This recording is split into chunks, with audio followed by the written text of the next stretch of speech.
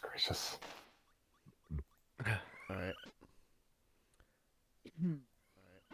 Okay, live. Yay, we live, boys.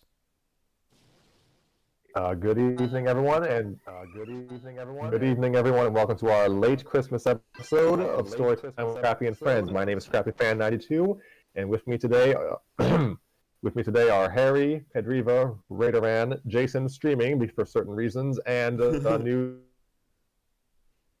Oh, he just got out. Oh, no. shit! Scrappy died. But Great Said is your username. Hi. Yep, yes. Okay, so I got it pronounced correctly. That's good. Hello, everyone. It's December 27th in my time zone, and pretty much everyone else's, I think. You should have pretended now- that it was a Christmas day and that we just released it late. Come on, man. You already missed the chance, the opportunity. This is a pre-recorded episode. We recorded this December 25th. Absolutely. Yeah. We're live streaming on the 27th on the 25th. Yeah. No. That's how it works. We've just gone back in time. It's fine. Uh-oh. And Christmas. we had a story prepared for a pre-Christmas reading, but we weren't prepared to read it because schedules and holidays. We got lives. Yeah. it kinda Lives sucks suck. sometimes. This is why I sit in bed. You Anyway. sit? Yeah. Anyway, Wow. our story for today is a Christmas-themed Scooby-Doo episode novelized by me. It only took me 14 years to write a Scooby-Doo story. Yeah, given your namesake. Let's see. So yes, we Nutcracker, Scoob, Redux, and for the old millennials among you, you may recognize that title based off. You may recognize the title because it is deliberately based off of an earlier episode from the new Scooby-Doo Mysteries from 1984. Not so This new is now. yeah. By the way, I don't know if you said anything, but I'm playing the game. Yeah. Yeah. Jason's here to Yeah. play the game because I'm actually participating this time. Yeah, you get the fun rolls. Yep. Harry is taking the title role today. Let's go. And let's hope So, the N64 Online doesn't crap out on us. I assure you, N64 Online is more reliable than my internet connection. So. Well, the It message is up more reliable than Smash Bros. Well, the message up on fast That's code the was real quicker than benchmark. Is it better than Smash Ultimate? No. No, it's not. Rut roll. Oh my god, they did it. They made something worse than Ultimate. Yeah, it's called Brawl. Okay. The Brawl. Okay, nothing will ever be as bad as Brawl. Alright, anyways. Don't tempt him. So, yes, Jason has agreed to stream for us because, Harry has to read. Yeah, I could try reading and playing a game at the same time, but it probably wouldn't go well. Pro gamer. It'd make you a pro gamer. It'll basically be like playing the game blindfolded at that point. I mean, you did that once. It was interesting. Oh, the Mario 64 stream? Yeah, that was a disaster. It took me like an hour to get inside the castle, and then I immediately walked back out. Oh, that's They were nice. angled like back up. That's a Sigma move if I've ever seen one. So, yeah, to provide some context, this is to provide some context for the story's conception. This is an adaptation of an earlier episode, the Nutcracker Scoob from 1984, but it is not one-to-one. It's most people, but it is not one-to-one. So, yeah, I guess we'll just get into it because it's a pretty long story. I'll If it probably was need- one-to-one, it wouldn't be fanfiction now, would it? Yeah. I'll probably need myself because Yeah. there might be points where I have to leave for some reason. Plus, Yeah, Yeah, plus my nephew is over and he cries. So yeah, it'll probably be best to mute yourself because like you're just playing the game. Alright, yeah, so if I pause for any long period of time, just know something's happening in the background, but not your concerns. Yeah, that's fine. That's fine. Cool. That's fine. Alright, Okay. I guess I'll start muting now, so I'll wait. So I guess, should I just start? Yeah, you can start playing if you want. Yeah. Alright.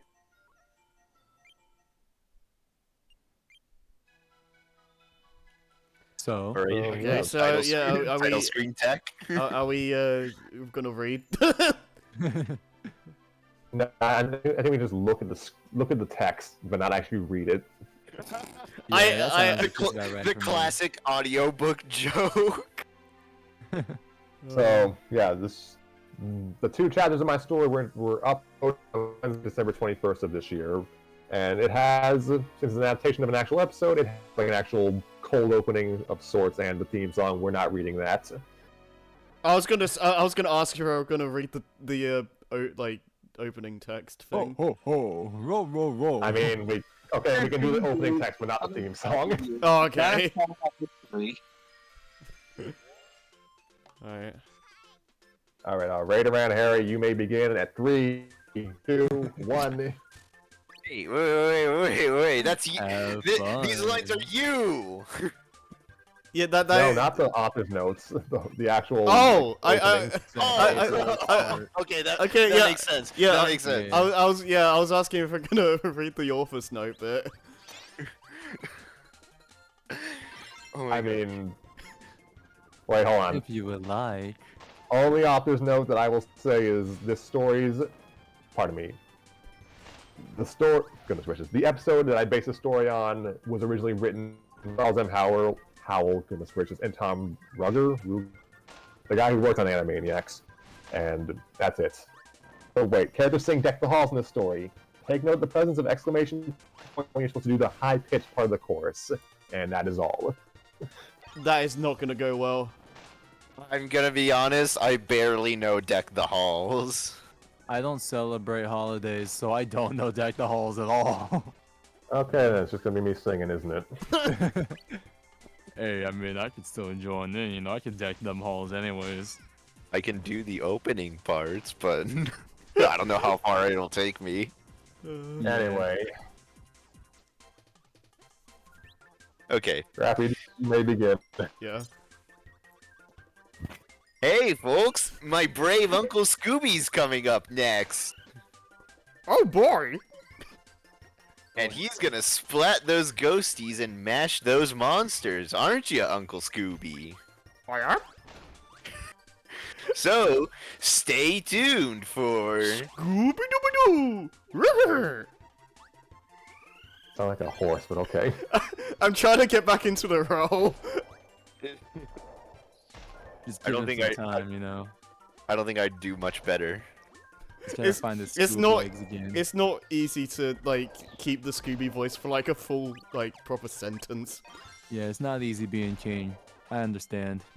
We are not doing the theme song. Yeah, so, I present Scooby Scrappy-Doo in the Nutcracker Scoob Redux, Part 1. 'Twas the day before Christmas, and all through a house was a merry gathering of friends, including a big dog with the nerves of a mouse. It was a mirthful time, wherein an orphanage's theater room, the Scooby-Doo Detective Agency, and Fred Jones were assisting a group of kids in putting up Christmas decorations. 3, 2, 1. Deck the halls with boughs of holly. La la la la la la la la la. Tis the season to be jolly. jolly. Oh my god. All of you on time delay or something? It's Discord delayed. Yeah, it's just natural Discord delay. Great song. Nice. Daphne was trying on the red coat of Santa Claus, flapping her oversized sleeves to entertain the building's proprietor and a pig-tailed little girl holding a large teddy bear. Daphne dresses like Kris Kringle, fa la la la la la la la la. Further to Daphne's right was Fred, applying tinsel and ornaments to the Christmas tree with the help of 3 children and Scrappy-Doo. Fred sings a Sings a Yuletide Yuletide jingle. jingle. Fa la la la la La la la la la la la la la. la la. Oh. See the Christmas Christmas. tree before us. La la la la la la la la la. Scrappy Doo will juggle for us. La la la la la la la la la. As Scrappy was cycling 6 ornaments into the air and onto the tree, Shaggy emerged from backstage, holding a large prop door. As he set it down, the door opened, and a snow-covered Scooby-Doo emerged with a gust in his back. The Great Dane shook the snow off and walked away happily, unaware that he'd coated Shaggy in the freezing precipitation. Shaggy puts the stage together, fa la la la la la la la la. Scooby-Doo Did I hear enjoys the someone try to go weather. for the high notes? It completely cut me out, yeah. Oh. Scooby-Doo enjoys the weather, fa la la la la la la la la. Fred's attempts at further decoration were brought to a sweet end as Scrappy and Girl were picking off the candy canes. Fast away the old year passes, la la la la la la la. Hail the new ye pups and lasses, fa la la la la la la la. Shaggy was carrying a prop bed, a heavy burden not helped by Scooby choosing to claim it as his new mobile bed, nor by the stray spherical ornaments left on the stage directly in his path. It's a tale as old as time. Song as old as I. Follow me. Yeah. Follow me in every measure. Fa la la la la la la la la. While we tell a Christmas prayer. La la la la la la la la la. All Taylor would be put on hold as Shaggy and Scooby continued their tumble and took a bow right off the stage and onto the concessions table. Well, I guess got what they wanted for Christmas. Daphne mused as the my goodness. Daphne mused as the proprietor went to his two. Shaggy emerged with a pile of cookies and immediately pocketed a few for safekeeping. His best friend, having landed in a bowl of punch, had nothing to pocket, but instead laughed. The little girl emerged from behind him and giggled. Oh god. I like Uncle Scooby. He's silly. She said, giving the soaking, fruit-scented dog a hug. Thank you, Tina. Scooby said between flustered chuckles. The proprietor, an older woman in a blue dress, approached Daphne, who had finally freed herself from the Kringle coat.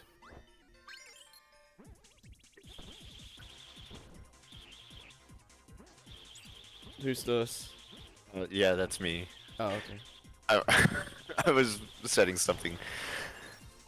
Freddy, I'm so glad you brought your friends here to help the children put on our Christmas pageant. Glad to help, Mrs. Fezziwig, Fred called from the tree. Daphne scanned the surroundings. It was immaculate.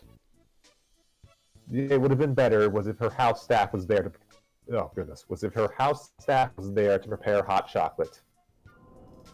I think everything's finally set up, she declared. Not quite, Fred said, holding one final ornament. Look at this antique Nutcracker. Scrappy noted the antique soldier and his face lit up. Yeah, we gotta find a neat place for it. A wonderful idea. Mrs. Fezziwig agreed.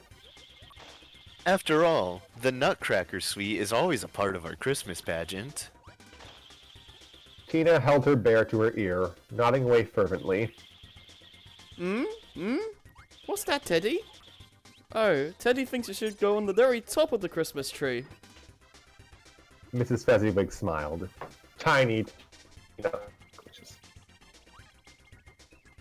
Tina always had such big suggestions. Oh, why Tina, what a good idea. Mrs. Fezziwig said over the cheers of the other kids in the room, who also agreed. With that unanimous show of support, Fred picked Tina and Teddy Up to apply the alternatives off the very tip of the tree. Ooh, perfect. You cut out, Harry. Oh. Ooh, perfect. Tina cooed, leaving at the Nutcracker proudly mounted at his new post. Shaggy and Scooby admired Tina's handiwork from the stage, snacking on some of the former's acquired cookies all the way.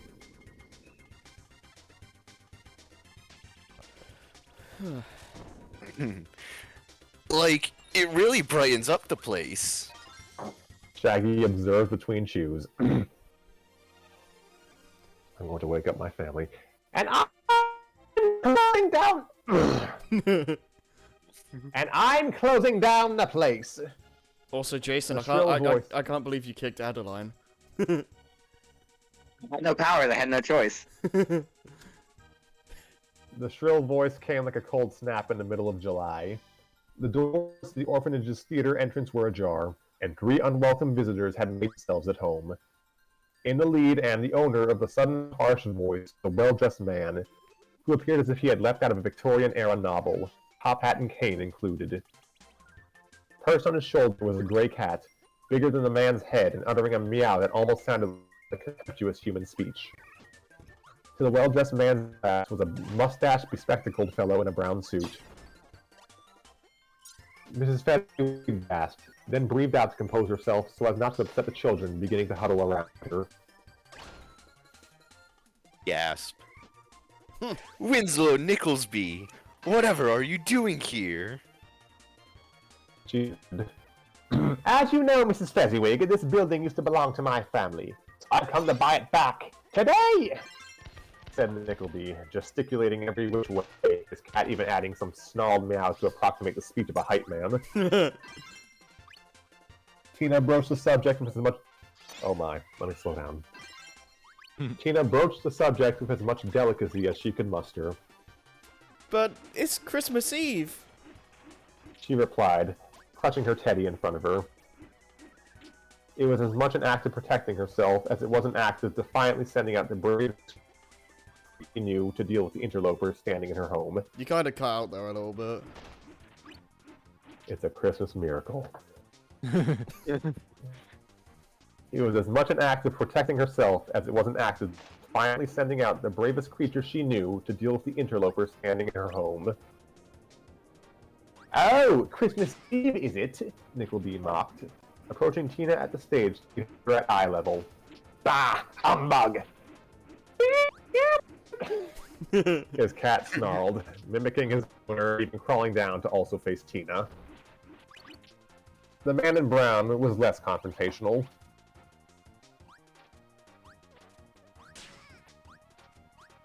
Is the Brown the lawyer?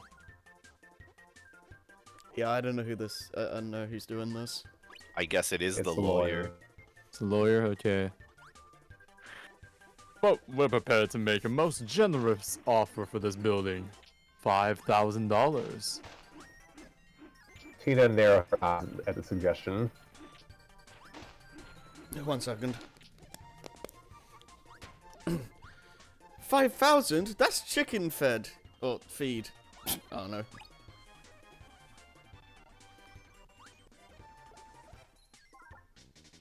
Hi? We're not selling. Mrs. I Fezziwig forgot that. interjected. I thought my connection died. No, I looked away for a second and forgot. It's out of the question. Mrs. Fezziwig interjected. Oh, I'm yeah, sorry. yeah. Oh. Okay. Okay. I'm gonna Out start. of the question. We're not selling. Mrs. Fezziwig interjected for the 3rd time. It's out of the question. Yeah, the kids like it here, mister. Scrappy joined in, crawling on stage to meet Nickleby at eye level himself. So you'd better leave. The cat muttered, leaping to Scrappy and standing on his hind legs to make himself look bigger. Yeah. Scrappy countered, putting up his paws for a fight. He was already instinctively shuffling his feet across the stage like a boxer. There the he human is. athlete. The human athlete, not the dog breed, to begin tussling with a rare non-monster foe. Scooby and Shaggy were staring at the impromptu fight. Scrappy had been able to deal with humans far above his weight class before, but seeing him deal with an animal just twice his size was still impressive, and harrowing in its own right. Nickelby, for his part, seemed aghast that his refined kitty was even dealing with riffraff. Snowball! I cannot.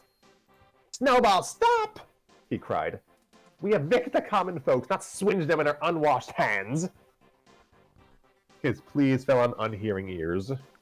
Snowball continued the fray, to his detriment. He was tossed off the... Pardon? Yeah, no, we have a bot in the chat, so that's cool. Yo, sick. Let's go, bots. Yo, you Bot want to buy gang, some bot gang. followers? Dude, my Anyway, favorite. yeah, Free continue. ramp, free ramp.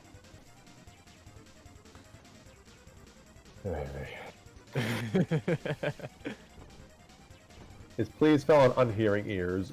Snowball continued the fray, to his detriment.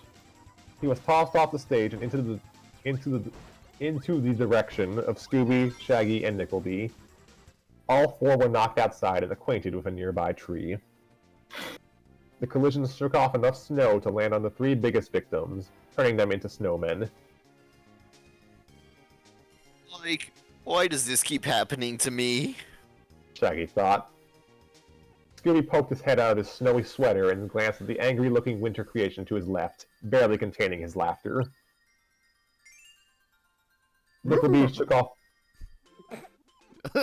shook off the snow and picked up Snowball, dazed from the whole fight. He stormed off, yelling at another, "Bah!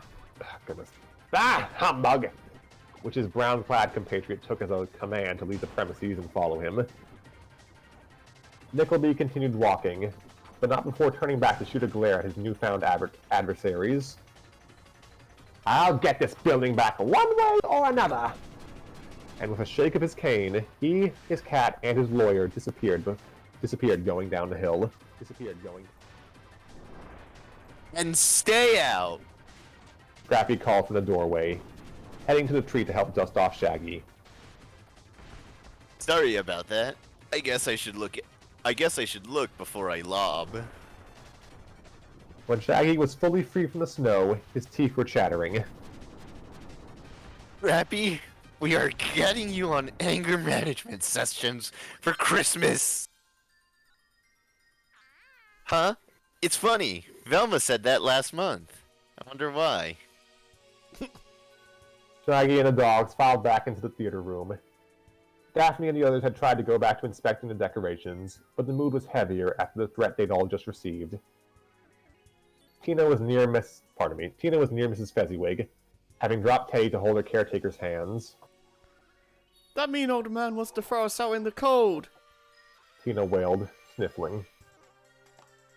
Don't worry, Tina. Mrs. Fezziwig assured. There's nothing he can do. Right, Daphne affirmed. And besides, we have happier things to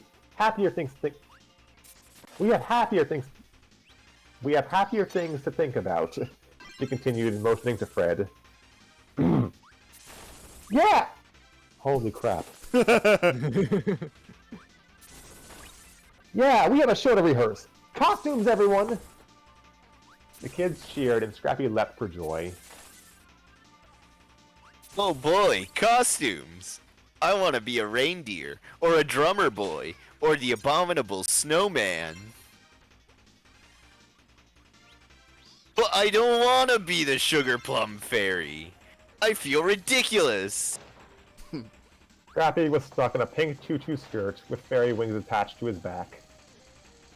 He always got stuck with the worst costumes. He had no idea why the kids had already suited him up in ballet gear when the first rehearsal of the day revolved around A Christmas Carol. Either they were taking more deviations from the source material than he thought, or Fred had a cruel sense of humor as this year's director. Daphne strolled down dressed as an angel and helped Scrappy adjust his wings. But it's a Christmas show, Scrappy. We gotta look festive. Oh, fine. At least it's better than another bunny costume. Hey, yo. I wasn't gonna say it. Oh god. He dressed as a bunny for Halloween in the same show. Hey, yo. I see. And then the season before that, he also dressed as a bunny for a costume party. Oh, he loves dressing up as a bunny, gotta say.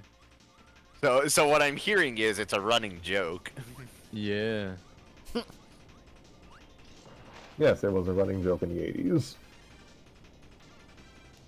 One of the kids walked up to Scrappy and Daphne, holding a box. I don't know who this is. I Yeah, think that's me. I think that's the nameless boy. Yeah, that's me, the little boy. Okay. By the way, Scrappy, The boy said. your friend Velma sent this to us last night. Scrappy opened the box and winced. It was a freshly sewn bunny costume, Hey, Made me- yo. made in the exact same shade of pink as his tutu. Hey, yo. No one could have had such uncanny means to mess with him, not unless someone in the orphanage had advanced knowledge of the exact thing Scrappy would be wearing at the pageant. Ready! Scrappy yelled across the room. Fred, seated comfortably in a director's chair facing the stage, was averting his gaze to the best of his ability as he fiddled with his megaphone to give directions to the key actors of the rehearsal. Now, Shaggy, you play Scrooge! You're playing dumb, Jones. Scrappy said, waving a fist at him. Fred stifled a laugh and continued. And Scooby's the ghost of Christmas past! Shaggy, clad in Scrooge's pajamas, gave a thumbs up as he sat down on the prop bed he had set up earlier. Fred looked content. Alright, give Scooby his cue. Shaggy cleared his throat and began reading from his script. Like, bah humbug. The ghost of Christmas past is coming to haunt me, I said. Oh, wait. Like, bah humbug. The ghost of Christmas past is coming to haunt me. I said, the ghost of Christmas past is coming to haunt me. Where's Scooby? Fred whispered. Backstage, Scooby was running to the set, still in the middle of donning his white cloak. I'm coming, Shaggy! Shaggy had not heard Scooby and was still attempting to... Pardon me. Shaggy had not heard Scooby and was still attempting to get his ghost. I said, the ghost of Christmas past. Behind Shaggy, a puff of smoke appeared and disappeared in an instant. In its place was simultaneously the first and last thing Shaggy would ever want at this specific time. Shaggy turned around and relaxed. Before him was a figure clad fully in white, facial features hidden by a hood with only glowing red eyes hinting at any sentient creature lurking within. The figure held onto a scythe, its blade thankfully not pointed in Shaggy's direction.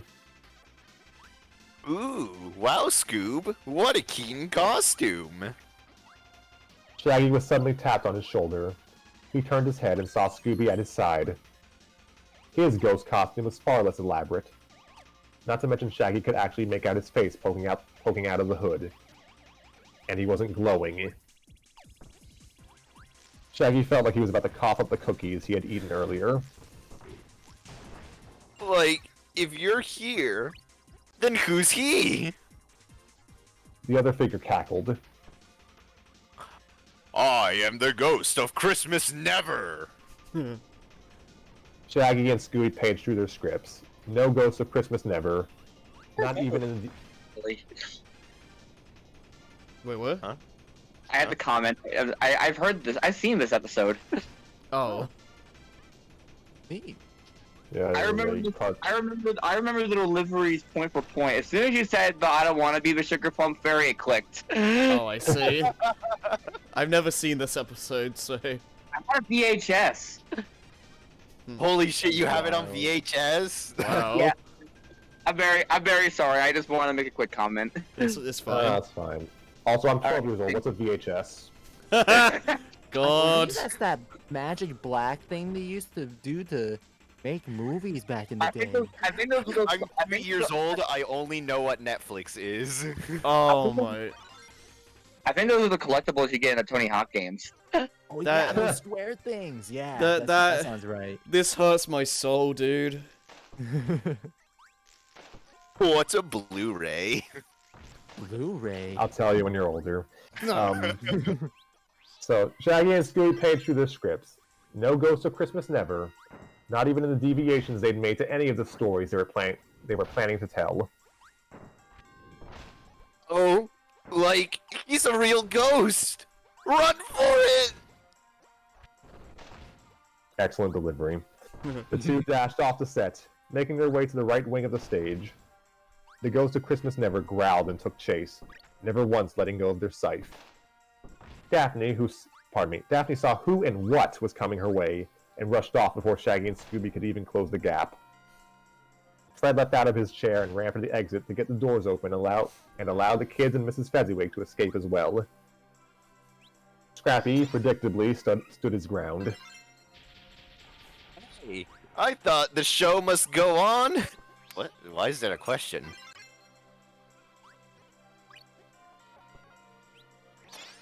Okay.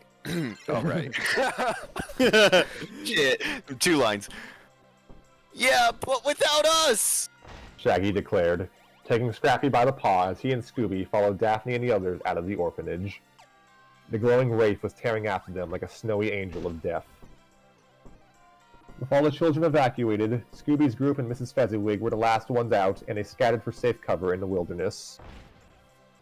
The ghost stopped just outside the entrance to scan their surroundings. It was quiet and mysteriously bereft of variable footprints in the snow. The creature shifted the red eyes inhabiting their white cloak and focused their attention on one tree to their right. The ghost hissed, feeling that something dangerous lurked behind that tree.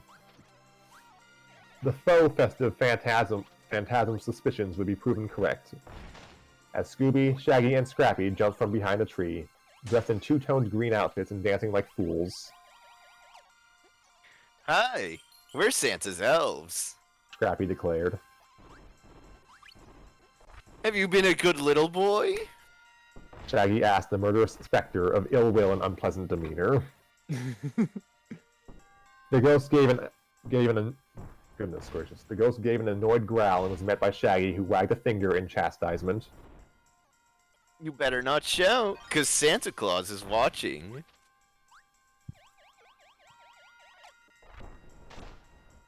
Oh yeah, Harry Oh. Harry Raiderman's YouTube/Dree singing. Oh my god. Yeah.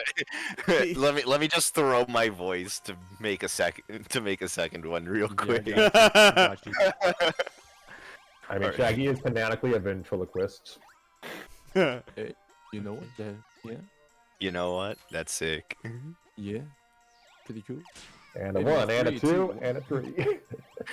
Go. He sees you when you're sleeping. He He knows, knows when you're awake. The 3 sang, circling the ghost. He knows if you've been bad or good, so be So be good for goodness sake. That was a disaster. They continued to the ghost's Yeah, utter man. bafflement. Ooh. The trio carried on with their song as they began pushing the ghost to a nearby sleigh.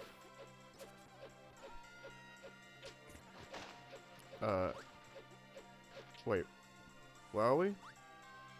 The trio We're carried on with continuing their with, we're continuing with the song. Oh, you better not pout. Oh, Shall we right. count down for you? Yeah. 3, 2, 1, go. You better Oh, you better not shout. shout. You 'Cause- better not cry. You better not shout. I'm telling you why. Santa Claus is coming to town. They finished as they boarded the ghost and pushed the sleigh downhill. And you're leaving town. Shaggy called down. Bye bye. Scooby said, waving. The sleigh slid down the slope until it too made an acquaintance with a tree. The ghost sat, dazed from the impact for a brief moment before shaking off the stars, growling again, and dismounting the wreckage to resume pursuing Scooby and the others, the creature leaving a trail of smoke in their wake. Shaggy and the dogs regrouped with Daphne, Fred, and Mrs. Fezziwig, who had emerged from their hiding place to check if the coast was clear. Shaggy heard footsteps in the snow and saw a smoky paper-white reaper charging toward them all. Zoinks! Like, head for the North Pole! The six dashed off again, but the ghost did not pursue. Instead, the ghost headed back inside the orphanage. Scooby and company continued running, having never looked back to see if their would-be assailant was still following. Only a sudden tumble into a snowbank halted their escape. Daphne emerged first and coughed up a flurry. Where's the ghost? He must have ducked back inside. Scrappy surmised. There was no sign of any monster chasing after them, and the theater doors looked as if they had been...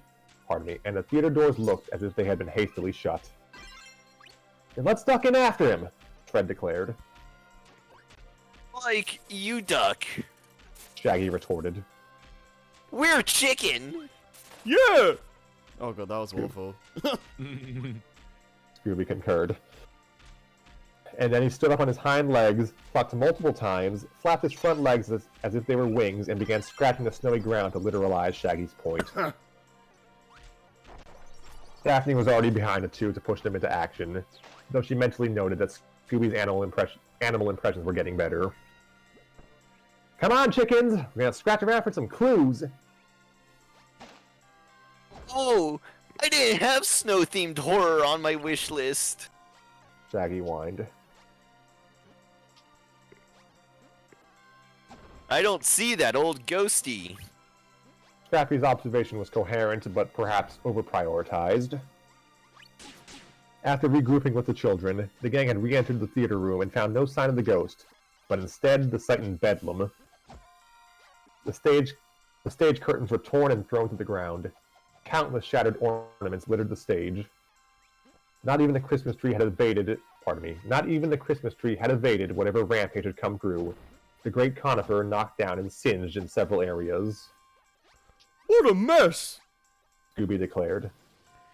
It's awful, Teddy. Cover your eyes. Tina wailed. Scrappy observed the piles of shredded fabric and shook his head.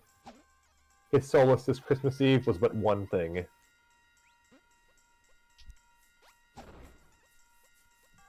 Is that me again? Yes, the Yes. nameless boy. Good lord.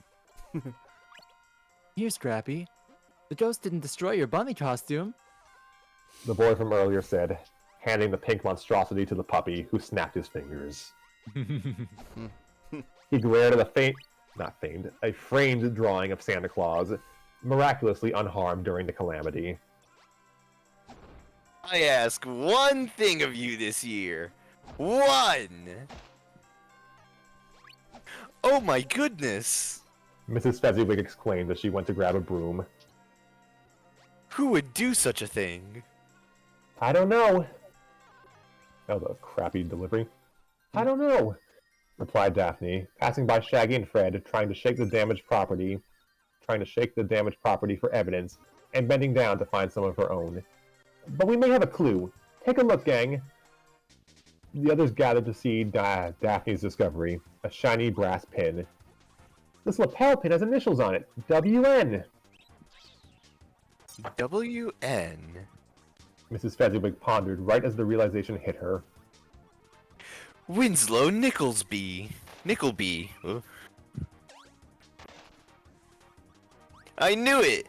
That mean old Scrooge! Scrappy huffed. Daphne glanced at the clue again and came to a decision. I think we'd better pay a call on Mr. Nickleby and find out about this ghost. Oh no, not ghosts. Scoob and I are not going near Nickleby's place under any circumstances. Shaggy protested. Does anyone hear me? None. Zilch. Feliz Navi, don't even ask. He finished with his arms crossed, Scooby nodding at every punctuated exclamation made. Oh, too bad. Mrs. Fezziwig remarked. Mrs. Muffin Stuffer, the Nicklebee's cook, baked some cookies. Scooby and Shaggy. Oh gosh, I misspelled the word. Scooby and Shaggy's eyes, ears, and stomachs perked up. Is that both of us talking? Just Scooby. Oh. Rookies! Oh yes, Mrs. Muffin Stuffer always was willing to bake a few batches for the children around the holidays. We needed someone to pick them up. Replied Mrs. Fezziwig. Cookies? At Nicklebee's? Shaggy registered. Damn, I could go for some cookies right now, actually. I actually had a cookie before coming in. Yeah, so did I had a couple of gingerbread cookies. I had to remember you guys are American, so I think cookies to you are biscuits for us. Yeah. Is it? Because when I say cookie, I mean like chocolate chip. That's No, that- that's a cookie. that's a cookie. Right. Well, do you just not have different styles of cookie over there? Well, there we is confusion between between biscuits and cookies somehow, but I never remember how exactly it is. Right. Well, I I mean, think there like, might be like a specific way it's made, maybe. okay, so like, what are digestive chocolate biscuits to you guys? Digestive chocolate biscuits. We don't have something like that. Oh, okay. I before. That's interesting. We're gonna research this later. Yeah. Yeah. Moving on. Yep. Okay. Like, what are we waiting for? He and Scooby were off like the winter winds themselves, dashing toward their earmuffs. Daphne held back a chuckle. I think you said the magic word. Scooby doubled back and grabbed Daphne as soon as she finished. Scrappy took care to toss away his bunny costume before one of them came to whisk him as well. Ringle bells, ringle bells, ringle all the way. Scooby sang. The Christmas songs just don't stop. The things you It's make me so do, good. Scrappy, I swear to God. At least you didn't make it sing All I Want for Christmas Is You. That's exactly Oh, what I was God. thinking. That's exactly what I was thinking. Quick, Scrappy, update the ending. No! Quick, Scrappy. God. Scooby sang. He was so hungry he could eat a horse, which is why he was carrying a horse to get the Nicklebees to eat.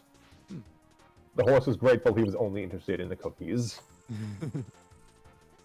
Shaggy followed, carrying a groovy-colored mode of transport. This green and blue vehicle was christened the Mystery Sleigh. What would have merely been a very realistic prop for the play was now seeing use in the field to procure some holiday treats and maybe get this case solved. Oh, what fun it is to ride in a one-horse open sleigh! Hey! Scooby chattered as he boarded Fred, Daphne, and Scrappy and took the driver's seat. Their conquest awaited. Hi-ho, horsey! Scooby I'm completely losing the Scooby voice at this point. At least you had it at one point. It's not easy to keep it going, okay? Hi, horsey! Scooby commanded. Raggy. Scooby commanded, grabbing the reins to take off, which he and the horse did. Just a shame the horse wasn't properly connected to the rest of the sleigh. Oh, horsey, stop! That was supposed to be Scooby speaking. Oh, that was. Oh. Oh. Yeah, I thought that was... Yeah, I easy. thought saw that was... Shaggy. Yeah, I thought that was Shaggy as well. Whoa, horsey, bad. stop! Yeah, that's my bad. Oh my God. Shaggy and the others could barely make out Scooby as he and the horse disappeared. And he sounded like Shaggy for a second. Wait, what? As he sounded like Shaggy for a second. Yeah. Scooby's Shaggy impression is on point. Yeah. Yeah. Shaggy and the others could barely make out Scooby as he and the horse disappeared in the snowy distance. One on-foot journey through the tundra later, the Scooby-Doo Detective Agency was at the grounds of the Nickleby estate. It was a spacious, well-maintained compound as professedly reflective of its current owner as a home could be. Scooby, having made it to the home long before his friends, was slumped against the gates and panting for breath after the ordeal he'd been through. The horse had run off to parts unknown. Fred approached with a familiar box in hand. "Hey, Scoob, you made it in one piece! Have a Scooby snack!" Scooby leaned forward to claim his prize, but promptly collapsed in the snow and let out a groan. Fred, Daphne, and Shaggy pressed forward to approach the compound's kitchen area, and Scrappy followed, dragging his uncle by the tail through the snow. Daphne poked her head into the kitchen and called out, "Hello, Mrs. Muffin Stuffer?" An older, brown-haired woman in the middle of organizing cookies in a box registered the call and turned. "Oh yes, you must be from the children's home. Mrs. Fezziwig said to expect a pickup team of 5. "That's right, ma'am," Fred confirmed. Mrs. Muffin Stuffer passed the box to Daphne. "You're just in time. We were a bit short on flour, but I was able to bake the usual 9... I saw that Jason got crushed. Rip. Hang on, I need to go back because I need to get the power up. Nice. Anyways, continue, Scrappy. We were a bit short on flour, but I was able to bake the usual 9 dozen. Shaggy was taken aback. Like, we better make some more. Those won't even last us the trip back. As he, Scooby, and Scrappy ran to the nearest oven to prepare more foodstuffs, other stuffs was happening. Stuffs. Stuffs is a good word. No. I'm gonna clip that later. Fred, I couldn't quite hear that. Yeah, can you try that again? Let's try again. Can you hear me well? I hear you better now. No, I'm so honestly upset. Thank you. Came a high-pitched voice from the adjoining hallway. A maid with a radiant complexion came running into the kitchen, her feather duster looking frazzled and worn. "Nanette, what's wrong?" Mrs. Muffin Stuffer asked her co-worker. The young woman realized she had made a scene without even checking to see who was in the room with her. She straightened up and began dusting Fred's coat, with Fred still in it. Are from the children's home, we? Very French. I'm trying. I only got like the second half, sorry. Yeah. That's what makes it so French. Let's go ahead. Oh, excuse me. I am Nanette Musette, the maid. You are from the children's home, we? She spoke with a French accent. Thank you. Yes, that's right. Oh! Fred could barely utter a reply before coughing from whatever had been dusted off of him or dusted onto him. Nanette focused her attention on Daphne. Then I must tell you, Mr. Nickleby is up to something. Her words were direct, in contrast to her haphazard dusting. "What do you mean?" Daphne asked. She turned back to Fred, as if so much information could only be divulged in phases so as not to overload her guess. He's in the library right now. Hey boy. He's in the library right now, acting the nasty scheme to take over the children's home. He mustn't know I told you this. This job is all I have. Fred noticed her hand was trembling, kicking up yet more dust into his face. He grabbed her active arm to stop it and gave a reaffirming look to her. "Thank you, Miss Musette. We'll sneak around front and listen in. Come on, guys." Just a minute. I don't know what that voice was. Just a minute. Just terrified. Yes, he was always terrified. Like every time I do Scooby's voice now, it just comes out. It just comes out as something different. Yep, different creature every time. Let's see.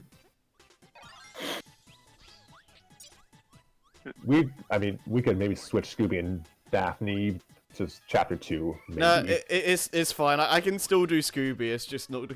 It's just gonna be stupid. It's not gonna be a good Scooby It voice. gets progressively funnier to me. I Yeah. think that's a good thing. Yeah, Just a minute. Goodness gracious. Just a minute, Scooby called. Scooby, Shaggy, and Scrappy's handiwork was about to come to sweet, sweet fruition. Get ready for the attack of the gingerbread men. Scrappy trumpeted as Shaggy opened the oven door for an edible army to march into a box. I shouldn't say Shaggy and edible, goodness gracious. They came in rows of three, in lockstep to their eventual battle of the bulging stomachs. Oh my. Scooby sniffled at their dedication and... Goodness gracious. Scooby sniffled at their dedication and saluted, shaking sprinkles and sugar as if the whole process was a ticker-tape parade. Like, now you're cooking, Scoob. Remind me to hire those three for New Year's, Mrs. Muffin-Stuffer remarked. Your uncles will clearly states that he... Oh, your uncles will clearly states that he left behind the priceless emerald at the children's home. Said Nickleby's lawyer, reading directly from the document while the two men were in Nickleby's study. Nickleby sat by a chair facing the chimney, content. Snowball stood perched at the head of the chair. Those foolish kids don't have the slightest idea they're sitting on a fortune. The lawyer interjected. And the trouble is, you can't legally force them out of that home, not even temporarily, to secure the emerald. At the time of the building's sale, your family stated that any items left behind on the premises for 365 days or more would be under the ownership of the new proprietors. Nickleby was unperturbed and smirked. Bah, likely trying to pawn off old kids from their neighbors. My family never knew how to keep the essentials in their sight, but no matter. We don't need to care about legally. They won't want to stay there once our friend gets through with them. Outside, Scooby and friends were eavesdropping through the window, watching and listening to the aristocrat and his feline conspirator laughing. Like, did you hear that? Shaggy asked. It sounds like he's in cahoots with the ghost. And it sounds like he's after an emerald somewhere in a children's home, Daphne whispered. We better get a look at that will, Fred determined. Scrappy perked up and dragged Scooby and Shaggy off, Leave it to us. declared Scrappy. Us? Why always us? Shaggy pleaded. Mrs. Muffin-Stuffer had retired to the washroom, and Annette was dusting the door to the Nickleby residence when she heard 3 knocks. Who is it? She opened the door to find 3 very familiar-looking hairy fellows.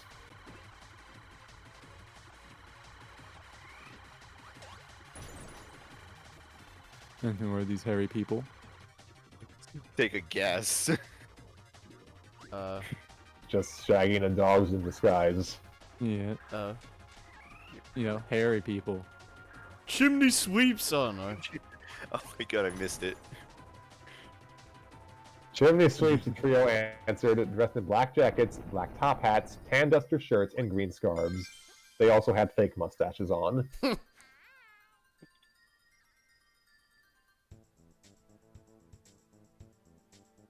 I didn't hear anything. I'm sorry. I suppose it's me saying, "Oh, what a surprise!" That is correct. Yeah. Okay. Oh my god, a Cockney accent? I don't even know what a Cockney accent is. It's the British accent that people make fun of, you know, bottle of water. Oh, like, yeah. Bottle of water. Yeah. What? Oh my god. Fuck. If you can't do it, don't. Like I. Yeah. Have you seen Mary Poppins? Just make something. No, I've never seen Harry Really? Potter. Oh my god. No. Just make something up then. Huh. I don't think I can do it. I'm gonna be honest. Say like, Like, it was a good time to quit sleeping, wouldn't you say so? Hmm.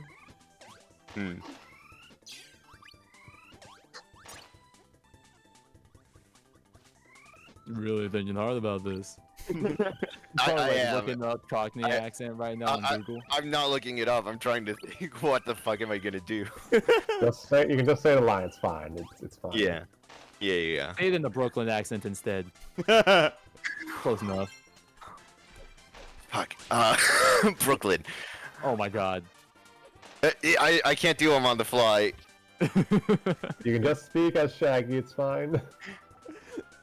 This is very entertaining. Yeah, this is real good. Always a good time for a good sweeping, wouldn't you say so? Shaggy said, powering his way through a fake Cockney accent. Oh yes, a very Cockney accent. Oh, Rimneys are ready for sweeping. Scooby declared as he walked down the hallway, off to the first door he saw to enter Nickleby's study. Yes, Nanette began. but that's the broom closet. Got the broom closet ending. Oh, I do that. Scooby said as he shuffled away. Boy, it's clearly this door. Scrappy said, pointing his oversized cleaning brush to an adjacent. We're losing you. Yeah, you said adjacent, and Dragging uncooked rice onto the kitchen floor. What? you died as soon as you said adjacent. Yeah, I'm so sorry, Okay. man. You should have been to your funeral. It was crazy. Scrappy said, pointing his oversized cleaning brush to the adjacent door, knocking over a bag of uncooked rice onto the kitchen floor. Like, mate, we saw the door leading. We saw the window leading to Mickle's. I can't speak. Like, mate, we saw the window leading to Mr. Nickleby's study, which is where we're supposed to sweep on our way in. Shaggy grumbled. Raggy, how many doors was it? Scooby asked, counting all the doors in the hallway with his digits. Nanette smirked and dropped her duster onto the floor. Oh, woe is me. Mr. Nickleby, who is likely still reading his uncle's will, could come out of his study 2 doors down the could come out of his study 2 doors down from the left at any moment to chastise me for my clumsiness. Shaggy and the dog stared at the hint they were given. How could one game and two anthropomorphic dogs be so conspicuous? Like, much obliged, Miss. Nanette, we haven't met today, though your short chimney sweep reminds me of a petit moufette I know. She said with a wink. Petit moufette. Sorry, not for friend. A moufette is a feminine word, so it could be petite moufette, but I suppose in the episode it was still petit moufette. Team will fit. I inevitably butchered the relation because, you know, American. Yeah. Well, I took French classes, so you know, it's petit moufette. So did I get it right? Just depends. Oh. I think it's probably supposed to be petite. If it's moufette, it's probably female. I will edit this when I get better knowledge. I apologize. I see a lot of when French is being when pretended French is being spoken on TV. Sometimes there's a lot of mistakes I have to accept.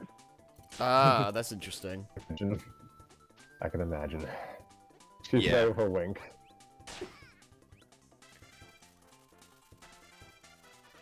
Wink. Wink. Yeah, you say the line again. Thank you. Oh, we've been Barely ranked. did, okay. You're ranked. Scooby said, tipping his hat as the three sweeps made their way to...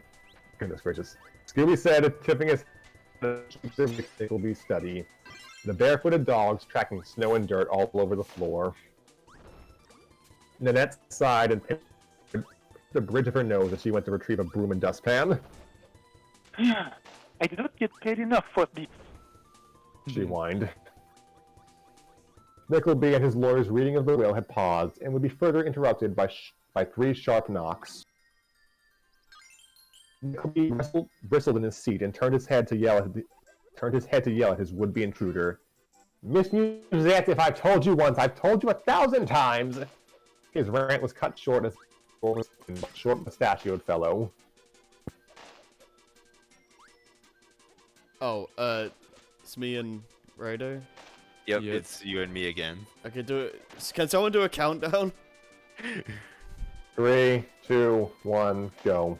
Not Musette! Musette's Chimney chimney sweeps! sweeps. Scooby, Shaggy, and Scrappy declared, "Chimney sweeps? But I didn't call any chimney sweeps!" Oh my god. Blimey, governor.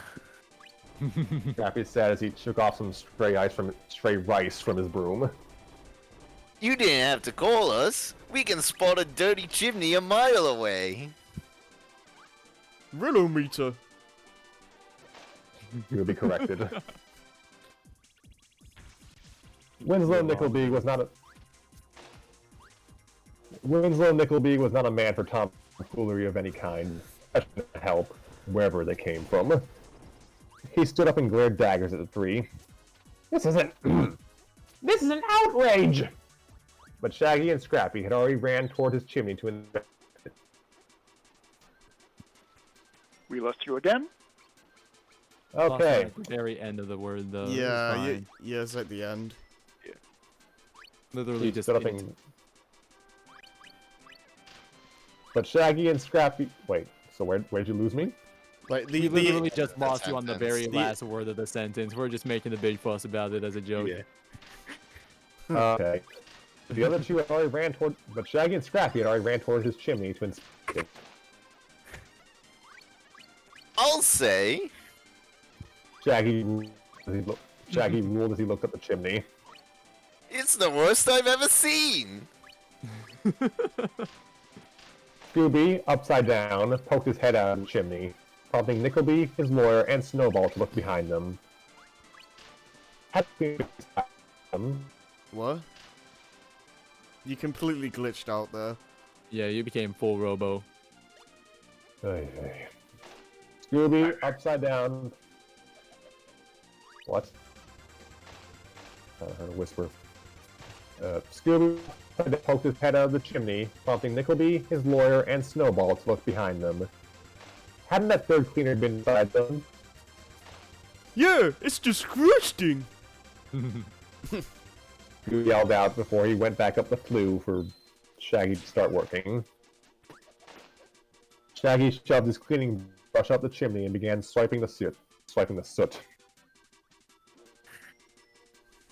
Out, Scoob! That tickles! As Shaggy continued, the black dust was flowing out of the fireplace and further into the study, cloaking everything from the floor to the ceiling. Shaggy looked back for a brief moment and could still make out a most annoyed Nickleby among the clouds. Stop this, making a mess! He screamed before breaking out into a coughing fit, his lawyer and Snowball hacking alongside him. Nanette heard the coughing and ran in, feather duster in hand. Oh dear, I will dust this immediately. Scrappy took advantage of the confusion fire where the will was placed. Say cheese. And with a single click and print of a photo, the evidence was obtained. He tapped the mantle with his paw to signal for his uncle and Shaggy that they could leave. Shaggy ceased sweeping and tipped his hat, not that anyone could see him. There you go. She's clean as a whistle. He said as the crime solvers dashed across the study. But you ruined my home! Nickleby screamed. Don't worry, Governor. We'll be sure to send you the bill. Scrappy replied. So long! There it is. Did I establish that Scrappy had a camera? I don't think you did, Yeah, I don't remember anything about the camera. but it's I think it's okay. Yeah, It's just funny that it's been introduced later on. yeah, just like cartoon physics. Like, it just has camera out of nowhere now. Yeah, it just pulls it out from behind them. Yeah, it's like one of those things you don't really need to explain. Sonic pulling the Chaos Emerald out of his ass. Oh, where does he hide all those rings, though? He eats them. I keep forgetting to ask. Oh my god, I forgot that. I forgot that he says that. Yeah, there's an actual line. Yeah, that's Yeah. just, it's generations, yeah. Yeah. Back at the children's goodness gracious. Back at the children's home, the Christmas pageant tonight sign hung in triumph through the never-ending snowfall. A benign warning to the building's inhabitants of how precarious their living situation could be if events did not fall in their favor. In the room, the Scooby-Doo Detective Agency had cast off their disguises in winter wear, examining the composition of the photo. Daphne looked over Fred, who was looking over the picture laid atop the stage. What's the will say about the emerald? I don't know, Fred admitted. I can't read the fine print. Scrappy emerged from backstage, holding a microphone with a red ribbon... Microscope, goodness gracious. Holding a microscope with a red ribbon attached to it. Talk, you stupid photo. Here, let me try. The pup placed the photo under the lens and looked through it. It says, on Christmas Eve, your goal's not far. The emerald rests in the pageant star. That must mean the Christmas pageant star. Let me try that again. That must mean the Christmas pageant star. Fred realized. Daphne seemed more alert and came to a realization of her own. Hey, I remember seeing a stage attic, a golden star. Then that means the emerald's probably in it. Come on! Scrappy cried out, running off so fast that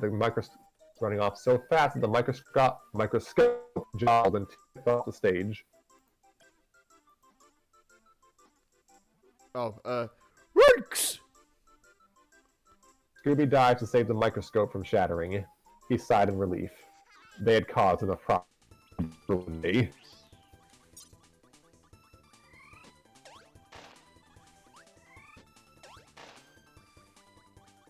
So, like, where's the star, Daphne? The gang appeared into the dusty attic housing the unused props. Practically everything looked as if it were in a state of disrepair, with cobwebs littered at multiple corners. Last I checked, it was in that cupboard over there, Daphne responded, pointing to the freestanding piece of furniture slanted against the wall.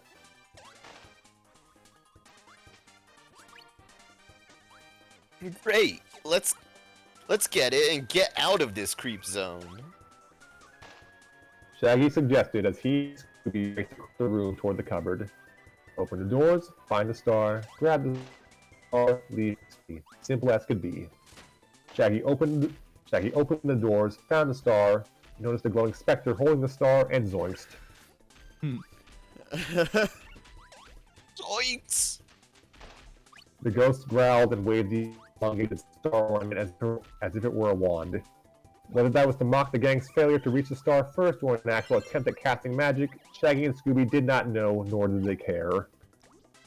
All that mattered to them at the moment was making distance of any sort by any means necessary. Like, run for it! Shaggy and Scooby scattered as fast as their legs could take them.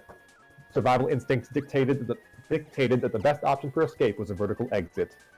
As such, the two did the logical thing and jumped out the nearest window from the top level of a multi-story building. Jeepers, guys, not out there! Daphne shouted. Oh, it's drafty out here. Scooby muttered, observing the brisk air and complete lack of floor below them. Why did they take a turn out of a window? Why was the window open in the middle of winter? Why hadn't he and Shaggy begun falling to their demise yet? Wait a minute. Out here? Shaggy dropped as soon as he finished pondering their latest violation of the laws of physics. Scooby right behind him on their holiday front. The two outstretched their upper limbs to What? I barely understood a thing you said there. Yeah, you kept popping out. That stopped as soon as he finished pondering their latest violation of the laws of physics. Scooby met him on their holiday plummet. The Enough. two outstretched. What? I said good enough. Scooby didn't get picked up, but we got the rest of that word. for the Yeah. sentence. Scooby right behind him on their holiday plummet. There you go. Goodness gracious. The two outstretched their upper limbs to grab the ring gutter of the next level of the building, passing on to her dear life. Boy, I want to be as daring as my Uncle Scooby when I grow up. Scrappy thought. Oh dear heavens! Somebody help us! Scooby bawled from outside. The ghosts laughed and prepared to make their exit. I shall be taking my leave, but in the spirit of goodwill, I shall give you a word of advice. Like... Sorry, can you do that? Oh, wait, can you... Okay. How much? Butt in from there, I guess. It was in and out. What? From where? From butt in the spirit. Okay. But in the spirit of goodwill, I shall give you a word of advice. Like, hurry up! Shaggy yelled. Don't rope yourselves into trouble unless you can handle it. And make it double. As the ghosts glided their way across the lid of the attic, Scrappy left atop a storage chest and pointed and grabbed the ornament out of their hands. I feel like I need to lose that. He left atop the chest and grabbed the ornament out of their hands. Trying to steal the star attraction, eh? Scrappy taunted. Looks like you roped yourself into a bit of trouble, Ghosty. Daphne, who was lowering Fred out of the window to grab their imperiled comrades, felt another realization hit her. Oh, well, rope! Scrappy, I found some spare tinsel rope in a trunk yesterday. Grab it! Little busy right now. Scrappy barked back, running around the attic with the ghost in hot pursuit. Give it to me. The ghost demanded. If you insist. Scrappy replied as he whacked the star down over the ghost's head. Daphne pulled Fred back up and went to the chest to retrieve the tinsel herself. The ghost, meanwhile, was uttering slurred demands to have the ornament restored, stumbling about and brightening various corners of the attic with her spectral business. That is one hard-headed ghost, she remarked, sidestepping the creature. She and Fred dropped the tinsel down to Scooby and Shaggy, who were taking the delays as well as they could. Scooby turned to see his friend laughing in a way he had never heard before, certainly not in a situation like this.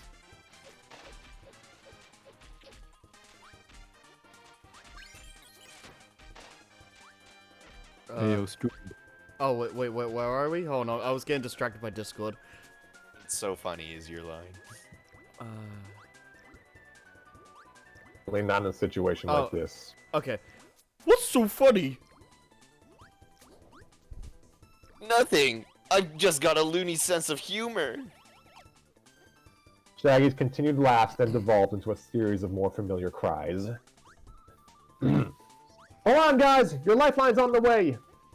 Fred cried at her window, cringing as he heard more furniture being knocked over. It seemed that the ghost had shaken out of their stupor and was giving chase to Scrappy again. Enough of the tinsel was lowered down for Scooby and Shaggy to climb ahead. Scooby grabbed hold and could feel the rope straining with his weight. They would have to move quickly but delicately. Geronimo! Scrappy yelled as he jumped up. I love the timing for that because Redux said that as right when DDD was launching Kirby. Oh, that's fun.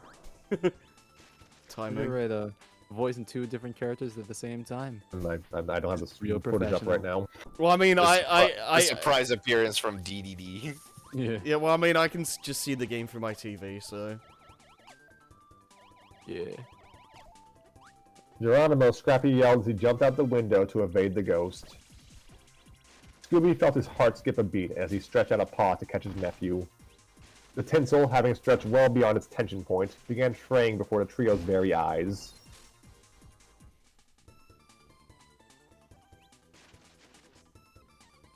I don't know who's doing this. Scoob. Oh no!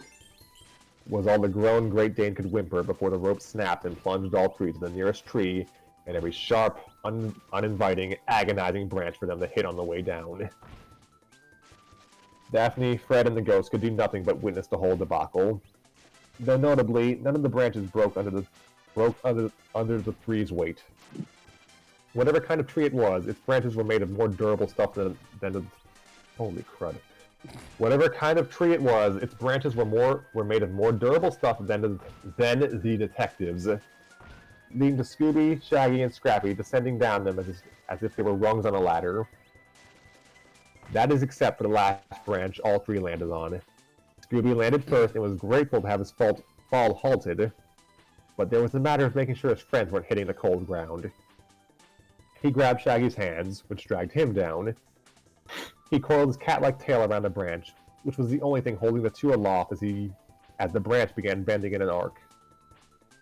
Once again, Scrappy fell last and made all the difference. Scooby had to catch him with his teeth by the scruff of the younger dude's neck. That final added weight forced Shaggy close enough to the ground to grab a nearby rock and steady themselves. Oh, we're saved! We're saved! Shaggy proclaimed, kissing the rock. Give me the star! Give me the fish. The ghost had left the attic in the confusion and exited the building to claim the ornament, and was fast approaching the tree, red eyes narrowed in frustration. We're doomed! Like, totally doomed! Game over, man! Shaggy, let go of the rock! Scrappy suggested. Shaggy obeyed, and the laws of physics struck again. The branch, no longer having anything to hold it at an arc, snapped back into its natural state and bucked the 3 habitants skyward. Daphne and Fred looked out the window again to see 3 screaming people flying past them. The trio flew well above any windows and was now over the building's diagonal roof. Scrappy was sent into the chimney, his head getting stuck in the flue. Whatever annoyance he could muster over that would be minor compared to the pain that was to follow. Okay, so what is gangway supposed to mean? I think it just means, like, get out of the way. Does it? Basically, it's what he says whenever he's like running. Okay. Gangway! Shaggy screamed in the air. The launch had left him tumbling, and goodness gracious. The launch had left him tumbling, and he was about to come down in the exact same spot as Scrappy, feet first. The puppy's pupils dilated, and he attempted to move his head to force a quick descent into the chimney, but Shaggy arrived faster and wound up stomping him like a video game character down the smokestack. Scooby proceeded to land on Shaggy, bottom first, and all 3 were forced down. The ghost watched the whole occurrence, shrugged, and went back inside without a word.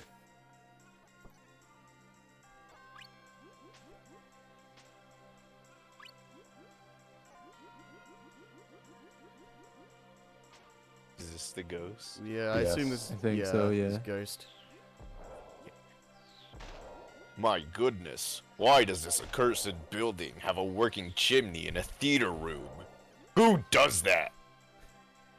The ghost contemplated the unusual architectural decisions made by either the Nickleby family or the people who purchased the building from them. If nothing else, they knew the layout of the theater room well, and could suss out the trio from any hiding spot whenever they emerged. A stray stone fell out of the chimney, and the ghost drew all caution to the wind and looked inside the stack to see if the three were coming down. Give me a moment. Not that it would be much use. The chimney interior was darker than the inside of the ghost's cloak. Is that me? Yes, Harry. Ho ho ho! Came a familiar voice, likely the bigger dog. The ghost snickered and backed away. It was only a matter of time. Ho ho ho ho ho! Scooby cried as he exited the chimney, dressed in full Santa Claus regalia and carrying a large burlap sack. Shaggy and Scrappy revealed themselves soon after, back in their elf attire. See? Shaggy said. Like, we told you Santa Claus was coming. What'd you bring him, Santy? What'd you bring him? Scrappy asked. He brought you a huge golden star. Shaggy declared. Right in here! Scooby Claus finished, opening the sack for the ghost to see. Really? The Spectre asked, with more enthusiasm than they wanted to admit. As the ghost leaned in to confirm, Scrappy leapt to their back and delivered a swift kick, which knocked the ghost into the sack for Scooby to close. Gotcha! Get wrecked, nerd. Have a Scooby Christmas!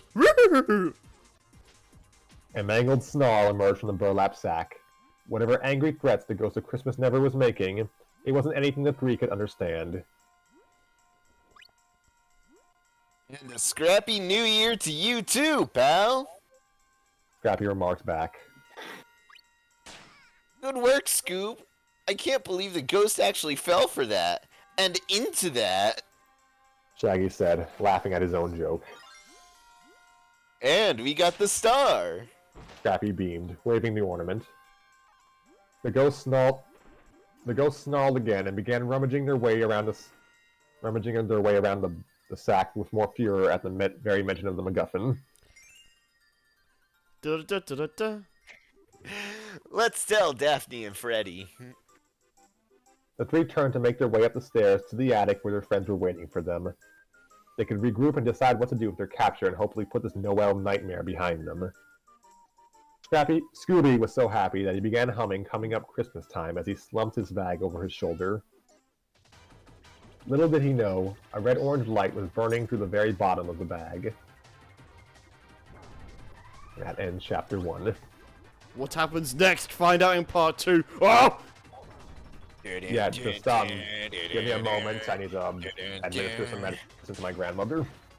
Are we doing part 2? Yes! Good. That is a good question.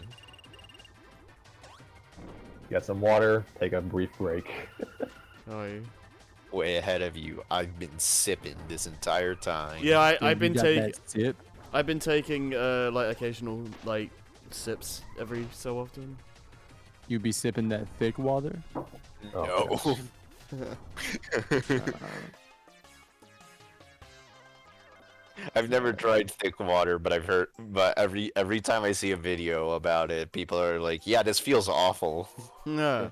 There's that one video of the dude who chugs the thick water through a boot. One of those, What the do you know hell? the boot cups? No. You don't know about those? Oh my god. No, I thought you meant like he was doing that thing where he pours, like Into an actual boot? yeah, like I don't know what No. it's. I don't know what it's. I don't remember what it's called, but it's like that thing where people pour beer into shoes and then they drink out of the they drink it out of the shoe. Oh, that Yeah, sounds no. disgusting. Oh my god. I'm not gross, and that dude could be gross. Who knows? He did chug a whole boot cup full of Like, there's probably a bunch of dirt in that thick shit. water. But like Yeah. it's an actual thing. I don't remember what it's called. I think there are a lot of other kinds of bacteria in the shoe that you should fear before just dirt. You know? Well, yeah, but like, the point is, like, that's just disgusting. Yeah, well, so is most alcohol, so I can understand. Gross do what gross does. Oh, it's just called a shoey. Yeah. The shoey. Yeah. Popular in expected as much. Australia. It's always the Australians with this stuff. It's always like, oh, that's so weird. Where'd they come from? Oh, Australia. Huh? It makes sense all of a sudden. I'll never understand. They're just built different. They fight kangaroos and stuff. I can't handle them. Yeah, they see a giant spider and they're just like, "Oi, mate." Price They- Harridan now- on the Darth Maul power. Yeah, I noticed you had the Darth Maul power up earlier. I was gonna say something, but I didn't want to derail stuff. I knew you wanted to say something about that. Because I think this is coming out just as Phantom Menace was. When did this game come out? 2000. Alright, let me look it up. What? No, oh yeah, the Phantom Menace was 1999. Or, okay, maybe it was just after. Look up exact releases. You're Also, looking at yeah. the little Also, excerpt from Wikipedia, and it says drinking champagne from a lady's slipper became a symbol of decadence in the early 20th century. You know what? I respect it. Phantom Menace Bro. specifically came out May 16th, 1999 for Los Angeles and May 19th, 1999 for US. Kirby 64 came out March 24th, 2000 for Japan, Almost a year. June 26th for America, and June 22nd, 2001 for Europe. So yeah, Get well, wrecked. latest Star Wars movie at the time. Yeah. It probably was intentional, but yeah. Bro. Cinderella, the glass slipper. Prince Charming did a shoey before returning the slipper. He absolutely did. There's no way he didn't. He seems like the type of dude to do that. The funny thing is, I was literally thinking about that too. By the way, I'm already more than half. I just hit the halfway point of the game. Oh, I see. Wow, sick. Wait a Hey, sec, you know what? We're at the halfway point in the story, so. Yo. Game, let's We'll go. give you to take a break. Yeah. Well, hey, everybody else is taking a break right now, so this is your Yep. opportunity. Well, while I'm waiting for that, let's enjoy the. Wait, I'll just put this music on because it's pleasant. Payo! This song right here is also in Star Allies when Adeline and Ribbon are in their little secret room. Hmm. Their little secret room. Yeah, they're like right near the end of right near the end of guest star mode for Adeline and Ribbon. Well, I'm sorry, what? Death Star mode? Death Star. Oh, I heard What? Guest Star, but Death Star is so much funnier. guests. Yeah, guest. Oh, like guest star? Yeah, Yeah. guest.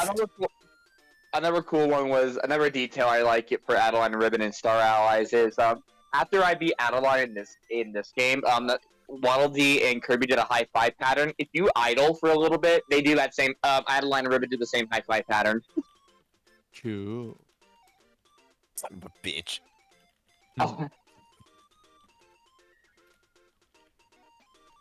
You also might have noticed I was just standing around, just mashing B, just trying to get a certain rock form. Oh yeah, I saw that. Yeah, it's because that's one of those guy dang it pieces. You need keep doing that until you get Rick because Rick can wall climb infinitely. Sounds kind of busted. Yeah, I do like the rock cutter power since it cameos all of the guys from Dreamland 2 and 3. I don't think Kind does anything though, unfortunately. Oh god. Which one is kind? The fish. Oh, Fish? Fish. Fish. yeah, the fish. Give me- give me the fish. The funny fish. Funny fish. So, I've been thinking about fish lately, right? And I've been thinking about gills, and I don't know how gills work. Yeah, I don't either. like I was thinking like, okay, if a fish is in the water and they can breathe in the water, and they're using their gills to like get the oxygen out, then are they just like drowning on air when we take them out? Like, are they getting too much oxygen in their system? Like, I just don't understand gills. I don't get it. I don't know. I'm not an ichthyologist. That's fish study. Yes, it is. Ichthyology. Right. That's really funny. Gotta heard that Jotaro is one of those. Everything's a reference. Well, I Everywhere I think go. Jotaro is just like a marine biologist in general. Yeah. Ichthyology, I believe, is specifically fish. Oh, that's what you mean. Okay. Fish.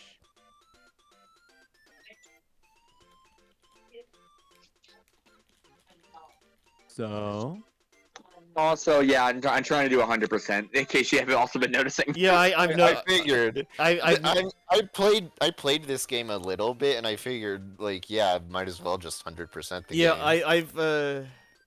I've noticed you like go back to get crystals and all that. Well, because like I know how to get some of them, but like some of them I had to look up because if you saw me standing in place for a while, I was either looking up something, eating food, or using the bathroom. Oh, I thought you were dealing with like your cousin or something. No, nephew. Nephew, But, right? Yeah. I'm gonna make you feel better. I got that. I kept getting that mixed up for a while at the start. when I. Well, yeah. I get that stuff confused. But like, you know, I've been like occasionally just glancing at the game every so often. I've had it I'm just on gonna the put side. on a go. I only died twice, Yeah. I didn't and one see of it them was for the very video. embarrassing. Well, I remember the one when you got crushed and I didn't. Right, that's what I mean. I don't remember what you died from the other time. Acro, the boss I just fought. Oh, I don't think I saw it. Yeah. Okay, I'm back. Thank you for your patience. Welcome back. Alright, let me just get my floor again. Oh dear. I hope I hope part 2 is at least shorter than part 1. Yeah, let's go with that. Yeah. Let's Well, go with that. I'm looking at the scroll bars, and I don't see a difference. Yeah, they're looking about Yeah. the same, you know. Hey. And you know what? This one doesn't have the opening at the beginning.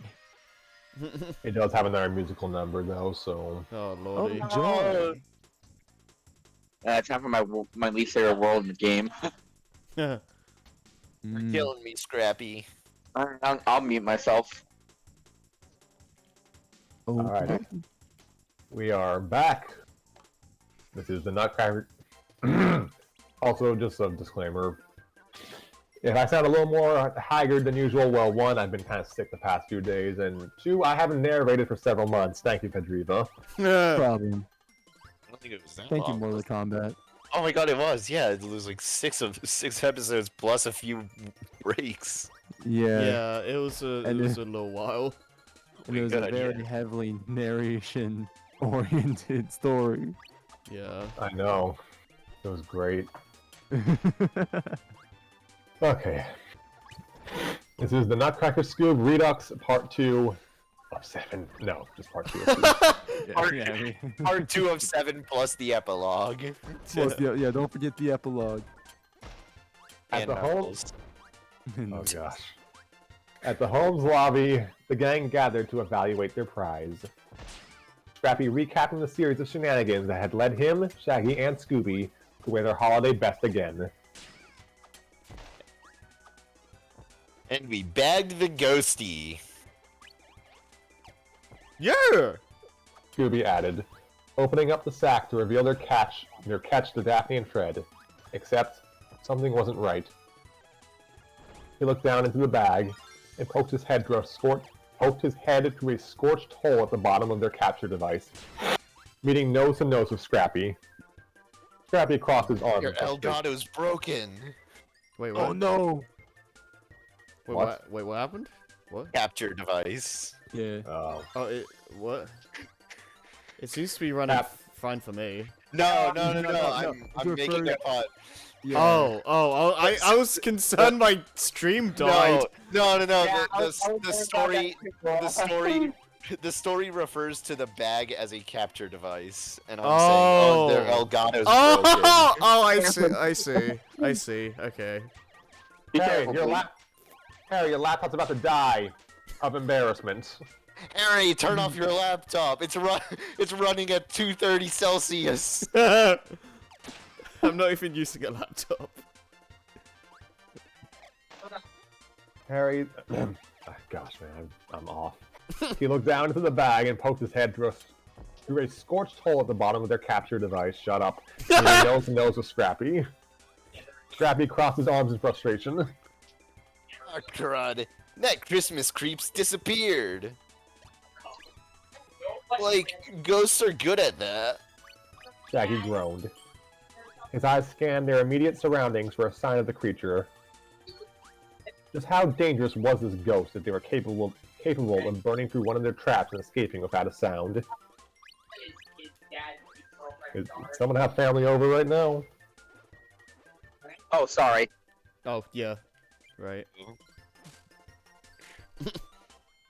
See, burning through one of the traps and escaping without a sound. Daphne placed a hand on her friend to calm his nerves as Fred took a hold of the ornament. But we still have the star, Fred stated as he tried to pry the hinged trinket open. And inside, the hinge split the star symmetrically, revealing 2 empty pockets. Rats! There's no emerald inside. Scrappy pouted. Shaggy face-palmed and hesitated to ask the question whose answer would inevitably lead to more danger for him. Like, where's that damn 4th Chaos Emerald? God. There it is. Nice. And what do we do now? I'm clearing out for starters. The crotchety voice took the gang by surprise.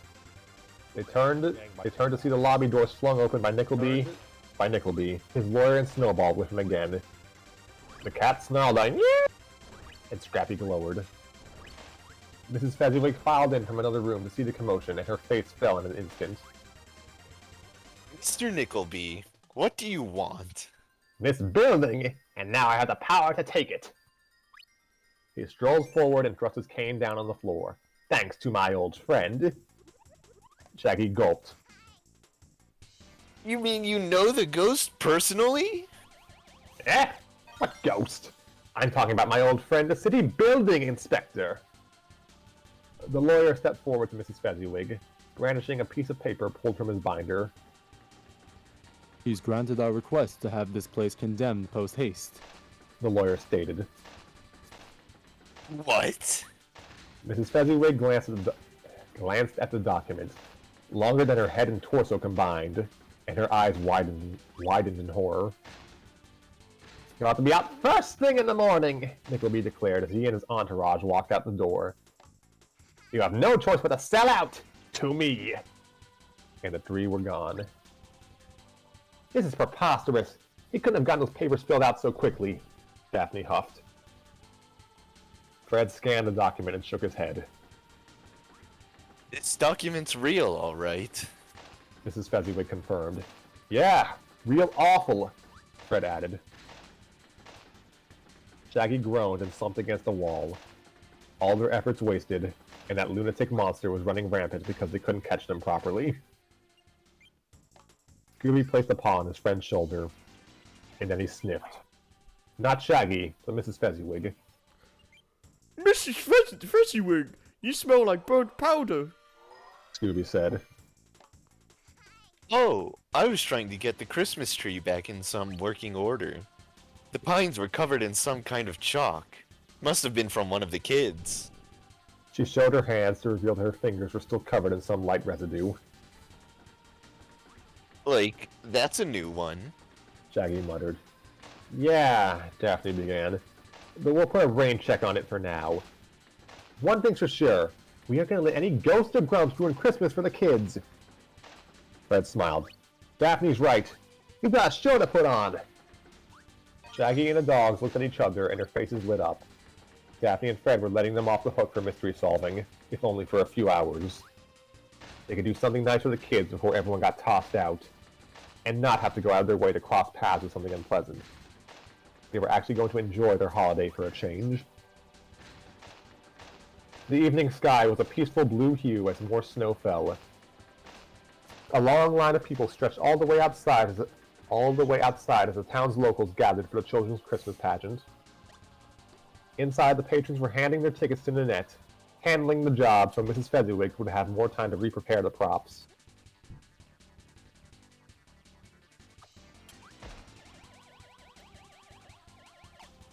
I'm on music. Oh, yeah.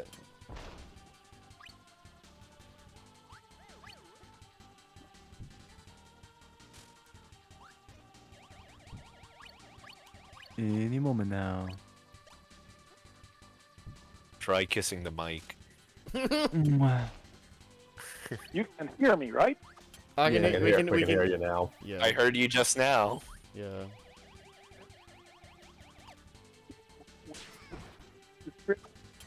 Oh god. Yeah, I think you need Oh, to boy. speak up a little more. I just need to find out where we were because I lost it. Oh, okay. Handling the job so Mrs. Fezziwig would have more time to re-prepare the props.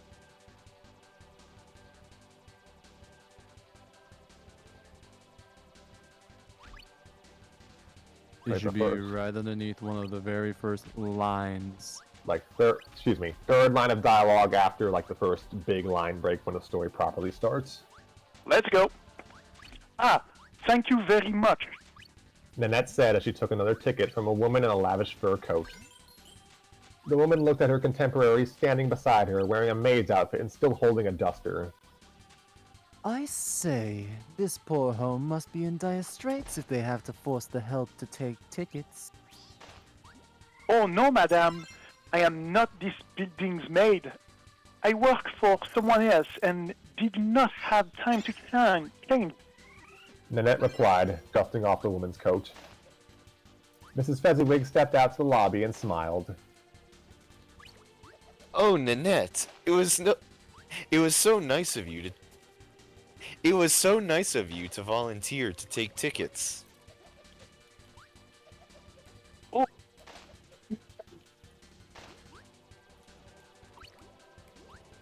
You kinda died there. Can you redo it?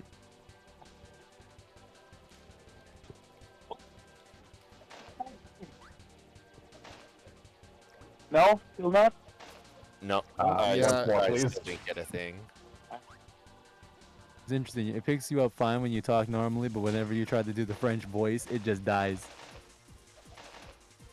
That will be we'll have a sour throat right now. Oh, the pleasure is all mine. Thank you. The maid replied, dusting off another patron. Mrs. Muffinstuffer, wearing an evening gown, observed the steady stream of guests and gave a happy sigh.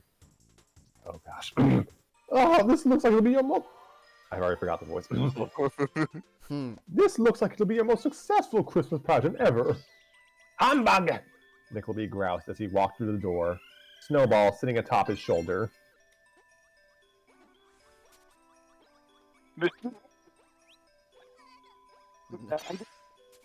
Here. Oh, I think your mic hates the French. Here. I'm sorry, just once more. I'm going to turn off my headset and use my phone's mic instead. It might be more reliable. It may be. Maybe. Like Tanner uses his phone mic a lot. Okay, let's try this right there. Oh yeah. Okay, that's way better, yeah. Oh, it's leagues better. Oh, that much. Okay, well, we'll do it that way then. Yeah. Monsieur Nicholsby, I did not expect to see you here. I love technology. Insane. Why is it so much better? A cruel smile crept up the future banisher's face. I wouldn't miss this for the world. I just love a farewell performance. Snowball laughed / meowed, and Nanette kept a concerned stare on Nickleby as she continued dusting. She waved her duster over his left shoulder, not noticing Snowball was in the way. The cat hissed and clawed at her duster until it was nothing but threads. Nickleby cackled as he walked away, not having even given Nanette his ticket. Not that she would take it, her attention being on the tattered remains of her duster. Nanette, are you alright? Mrs. Muffinstuffer asked. Whimpering, Nanette shook her head and left the building in a hurry. Mrs. Fezziwig scowled and glanced at Nickleby, a man who spread cruelty like it was the seeds of a cash crop. She dearly believed that someone needed to take him down a peg, and if there were truly such things as Christmas miracles, it would occur sooner rather than later. Backstage, the players were preparing themselves for the opening act of the pageant. Daphne, back in her angel attire, was examining the harnesses Scrappy and Shaggy were attached to. Through much cajoling, Scrappy agreed to put the tutu back on, but only after his uncle and Shaggy agreed to join him for his routine, so he wouldn't be facing the crowd by himself. Scooby, who had taken the role of the Sugar Plum Fairy's queen, had already been hooked up to the pulley system and was suspended to the rafters. He looked down at the others getting ready and breathed a sigh of relief. Better to be the queen than deal for the Christmas Carol reenactment again. Daphne gathered the meta commentary. Better to just deal with the tutu. Noot. Daphne gathered the ropes holding the actors and turned... Daphne gathered the ropes holding the actors and turned to Tina, also dressed as a fairy, who was climbing a ladder to get to the rafters for her mid-scene entrance. Now, Tina, do you know what to do? Daphne asked. Yes, when I hear the finale, I make my big entrance from the rafters. It'll slay 'em! Yeah, I think we've had enough slaying today, but A for effort, sweetie.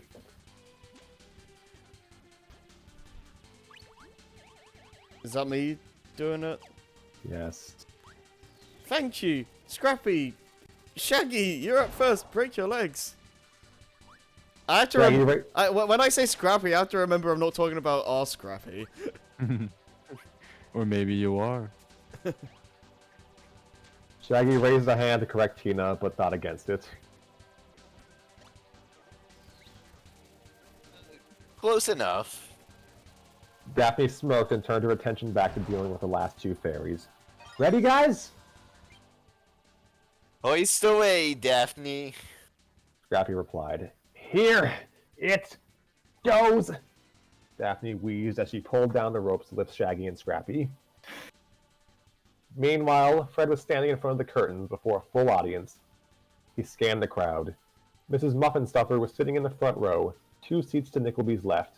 It seemed to be scolding him over something.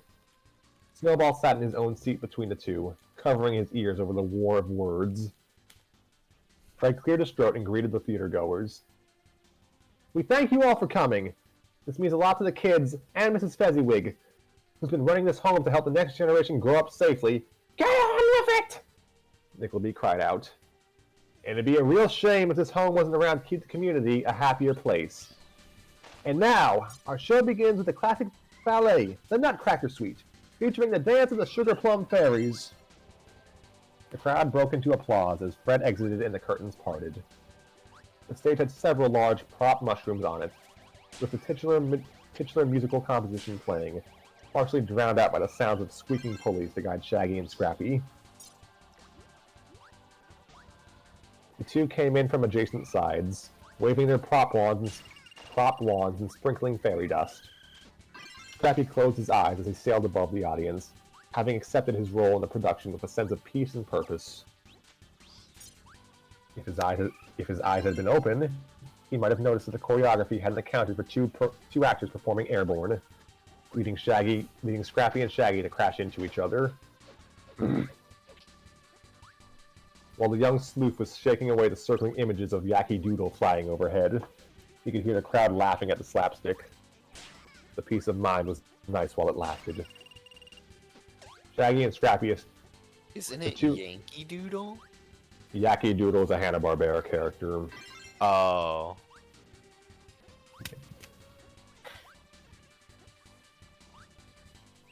Shaggy and Scrappy exchange silent apologies to each other and put on a brave face for the audience as they move to opposite sides of the stage. The gap they left open would be filled by a descending crescent moon prop, sat upon by the blonde wig wearing sugar plum fairy queen Scooby-Doo. He blew kisses to the crowd when he wasn't laughing to himself and prepared his prop wand for the next phase of the act. The moon lowered to a player dressed in a frog costume, having recently hopped into the audience's line of sight. Scooby waved some magic dust over the frog, and in a puff of smoke appeared Fred, dressed as the titular Nutcracker. He gave an appropriately robotic salute, and the crowd began clapping. Oh gosh, what I got a voice here again. Oh dear. Oh, isn't that wonderful? Oh my. Hold on. Oh, isn't that wonderful? I'm done. Oh, isn't that wonderful? Mrs. Muffin-Stuffer observed. It's the Nutcracker, the star of the show. Nickleby sat pensively, staring at the performance ahead. He found the movement sloppy, the timing off, the inevitable third thing wrong. He was prepared to express audible disapproval toward the actions of the star on stage. His head raised at the endpoint his thought process had taken him to. Course. The will said the emerald is found in the pageant star. That's the Nutcracker! What did you say? Mrs. Muffin-Stuffer inquired. Nothing. Nickleby blurted. He was reluctant to deal with another earful from one of his subordinates. Excuse me, I need to go powder my rutabagas. He hurried toward the stage, away from his confused cook before she had time to process the nonsense he just... Oh, goodness gracious. Before she had time to process the nonsense he dispensed. Wordy! Snowball took notice of his master leaving and leapt out of his seat to follow. Fred was continuing his routine on stage, performing a solo march. Scooby posed in the crescent moon, waving his wand as Shaggy and Scrappy circled him via a series of well-timed actions by Daphne. He looked down to see Nickleby and Snowball had left their seats, and he frowned. Daphne held a bundle of the pulley ropes and swung them like a lasso to facilitate the actors' movements in the air. Weeks of practice on stage and years of practice operating similar ropes for Fred's traps had proven fruitful for the red-headed angel. It would also prove to be an effective means of sabotage from an outside observer. Nickleby, waiting backstage, needed only a few moments to gauge the number of ropes Daphne was holding, where each led to, and how much effort would be required to begin the process anew. He motioned for Snowball to tangle a few ropes discreetly to keep her busy, but his cat had wandered on stage to munch something on the ground. No matter. If he wanted the emerald, he would have to do this on his own. Confront Fred Jones, retrieve his birthright, and make a swift departure. He raced forward while Daphne was in the middle of twirling the sugar plum fairies for the umpteenth time. In his haste, his coat had snagged one of Daphne's angel wings.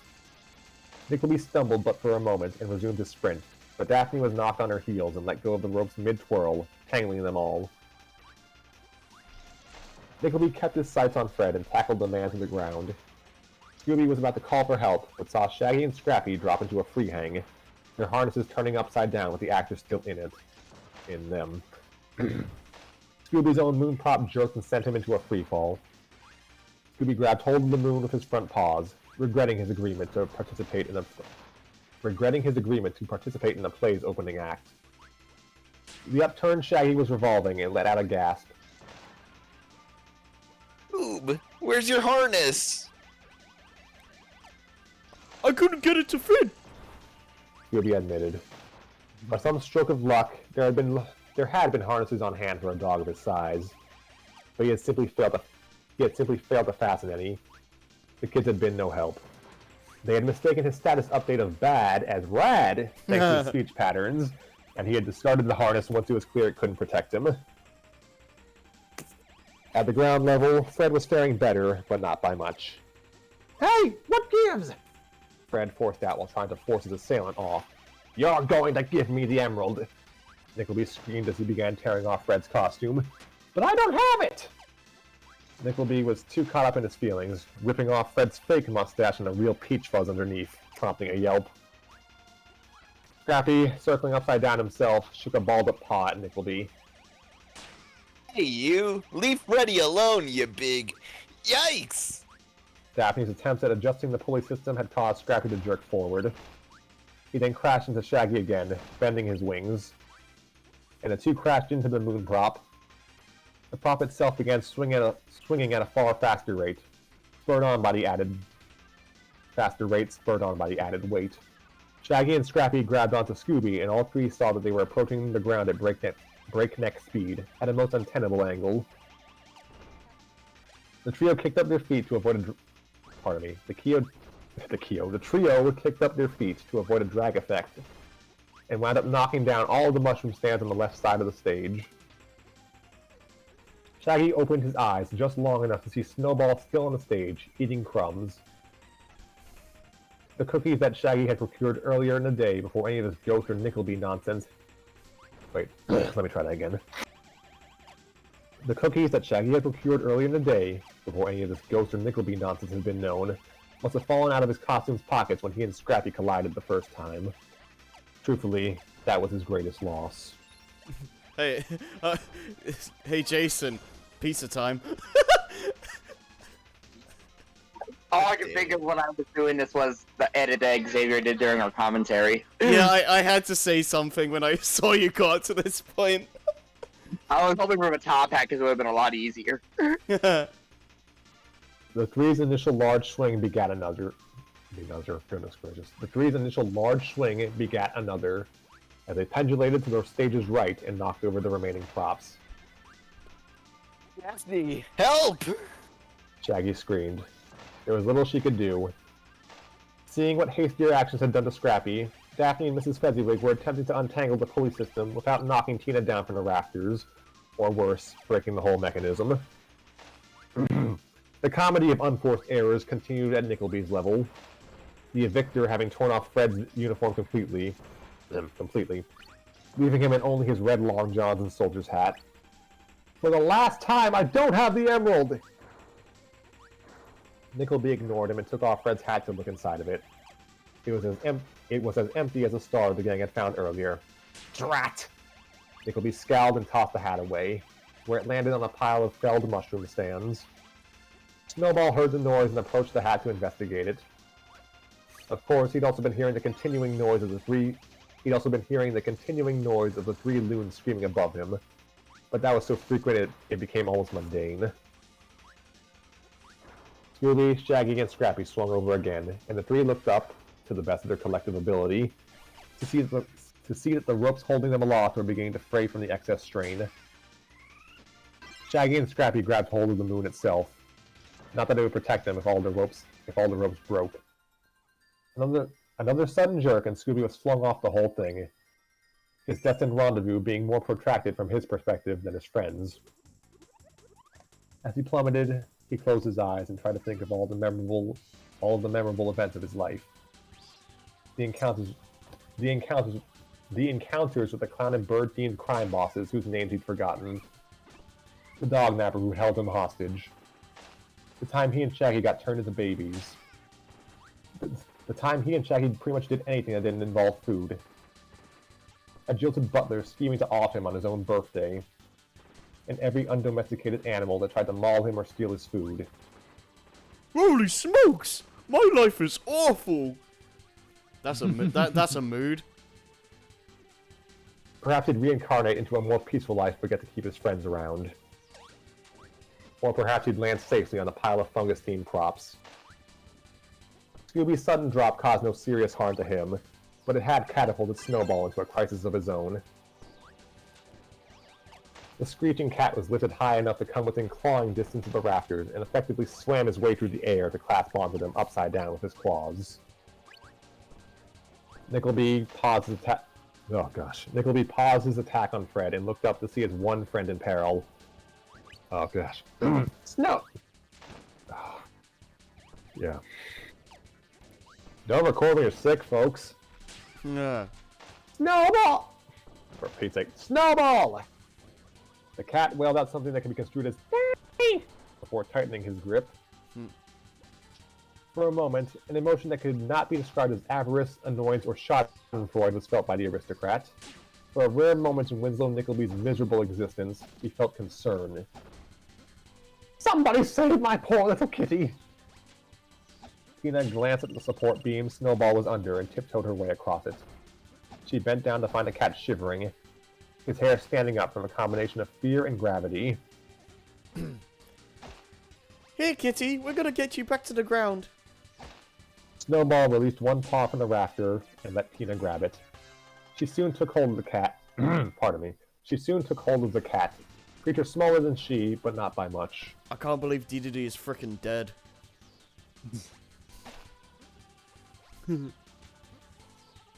You're throwing me off every time you do that, Harry.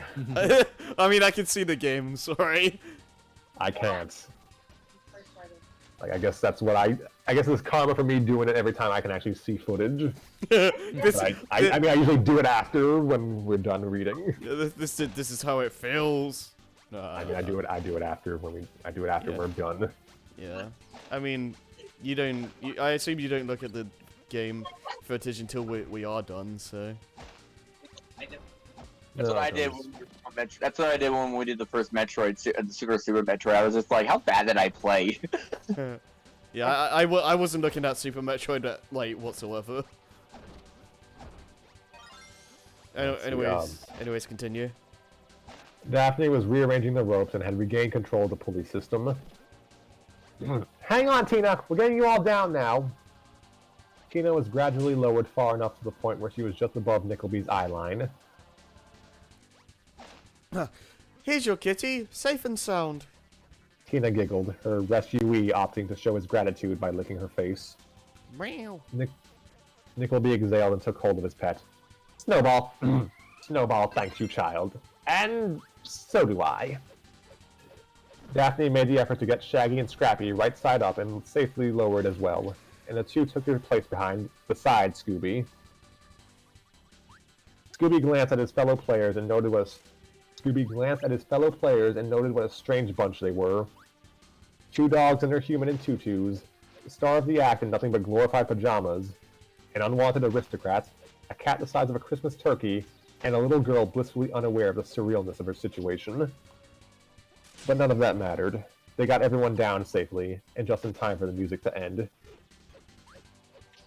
The audience broke out into applause. Whether they perceived the show's diversions as a fortunately averted catastrophe, or the theater staff taking creative license on a holiday classic was unknown. But all present on stage were cognizant enough to accept the praise of a graceful bow and the closing of the curtains. By the way, I'm going to install Grammarly, not Grammarly, some kind of thing to see if my sentences get wordy. As the ovation raged on, Scooby and Scrappy poked their heads out to address the applauding and boisterous crowd. We'll be right back. Scrappy called out. After these messages. I mean, abbreviate applauding boisterous crowd.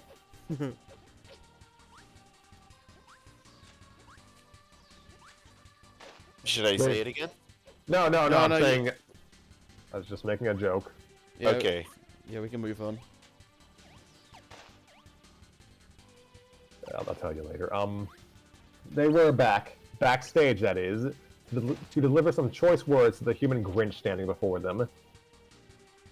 You ruined the ballet and nearly got my friends hurt, Fred chastised, wagging a finger while still standing in nothing but a red undersuit and socks. But I had to find that confounded emerald. Yeah, so you can go Super Saiyan. Nickleby countered. All of this mess for one lousy emerald? Daphne interrogated. Was it worth dumping a bunch of kids and Mrs. Fezziwig out on the streets? Or getting my friends scared out of their... Oh gosh. Or getting my... Or getting my friends scared out of their wits on Christmas because you made me lose hold of their ropes. If Tina hadn't been where she was, she would have likely been dangling with them. And that would mean no one to save your cat. Nickleby cringed. She was right. He would never say it aloud, but she was right. He might have lost the one creature on this planet that actually cared for him. I just wanted to reclaim my family's property. I thought it was hidden in the Nutcracker, the star of the show and all. Daphne sighed. This was as much of an apology as they were likely to get, at least within this time frame before the actors had to go back to the crowd. While he did storm the stage, he didn't do anything provably illegal. Fred's considerations of pressing charges for his attack notwithstanding. Though Daphne surmised that her family's lawyers going through the condemnation notice would obtain evidence of foul play. She noticed Mrs. Fezziwig gave a look to Nickleby that did not quite convey disrespect, but almost a complete lack of respect, or any real passion. She would not be surprised if the proprietor was beyond caring about the man's excuses for his hunt. The older woman turned to Daphne and with a wordless nod gave all the blessing the Scooby-Doo detective agency would need to deal with the problem. The emerald legally did not belong to Nickleby anymore due to the contract, but Mrs. Fezziwig could determine its fate if it actually was where Daphne believed it to be. Maybe your emerald is hidden in the Nutcracker. The real antique Nutcracker we put on the tree. And as if on cue, the ghost of Christmas Never leapt from the curtains backstage, having heard all the knowledge they needed. The ghost ran past Daphne, Fred, Mrs. Fezziwig, Nickleby, and Snowball, blasting past Shaggy and the dogs and through the proscenium curtains to race past the crowd. The crowd for its part began clapping at this sudden appearance. Assuming the Christmas Carol portion of the pageant was taking on an audience participation gimmick. The ghost reached a tree and snatched a Nutcracker ornament off it. At last, it's mine! And they raced out the door. The gang and Tina arrived on stage just as the ghost raced out the door. Stop that ghost! Scrappy yelled dramatically, to which the crowd laughed and began applauding again. The ghost descended the steps of the children's home to reach their getaway, a horse-driven sledge. They took the reins and set off into the night.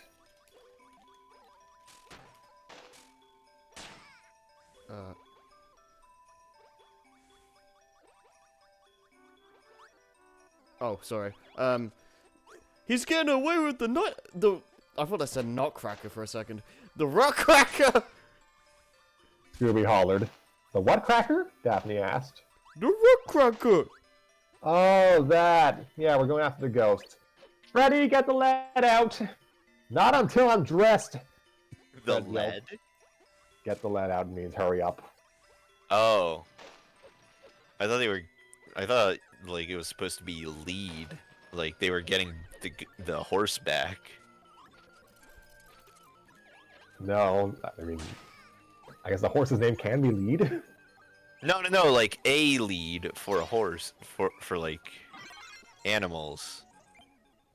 I didn't know that the tool, not tool, but appliance. Is that what you say? Like you're thinking of like a rain appliance, right? Yeah. I didn't know it was called a lead. I didn't know. I learned something today. Or no, I mean, I don't know what that thing is called, but I mean just something like to pull an animal. Oh, okay. You know, like the Minecraft item. Not until I'm... Oh gosh, my voice is dead. Not until I'm dressed, Fred yelled from further back. Hopping as he was attiring himself in a spare soldier's uniform with the help of Tina. I am not going out in long johns. Okay, he'll catch up. Let's move out, guys. Daphne scanned the area for whatever means of transport they could take. Her eyes fell on a set of 5 pairs of skis left unattended. She hooked herself up and grabbed a set of ski sticks to take off. Follow that snow angel! Fred declared, dressed in a new uniform. Oy. Daphne made her way downhill to pursue the ghost, soon flanked by Scooby, Shaggy, Fred, and Scrappy, as if they were some disorderly performance troupe. Now this is getting exciting. Now this is pod racing. Scrappy Oh yeah, this is It's happening. Scrappy proclaimed as they slid. Tina ran out. What? And then she died. Tina ran and died. Tina ran out of the building just in time to see the five ski off into the distance. Scrappy, wait! You forgot your bunny costume. Nickelby and Snowball made their way out as well and looked for transportation. Wherever they're going, we're following. Where if you're going, I'm going. Tina said as she whistled for a taxi. I can't whistle. I can't whistle. You don't have to. It's fine. The hailed sledge. Goodness gracious! The hailed sledge trudged its way to the entrance for the three to board. Nickelby turned to the coachman and pointed forward. Follow those skiers and mind the ramp. It's a backbreaker. The coachman rolled his eyes and gave the command to his horse to start pulling.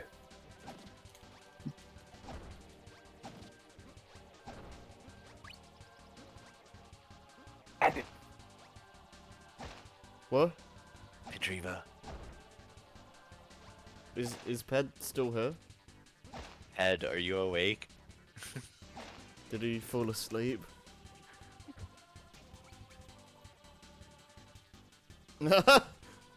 Oh my gosh! I don't know. Did he just die on us? Pedriva. Okay. Hey, Pedriva, it would be really nice if you woke up right now. Da da da da da da.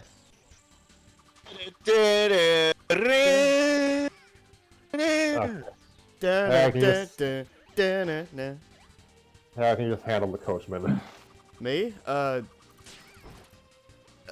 What does it sound like?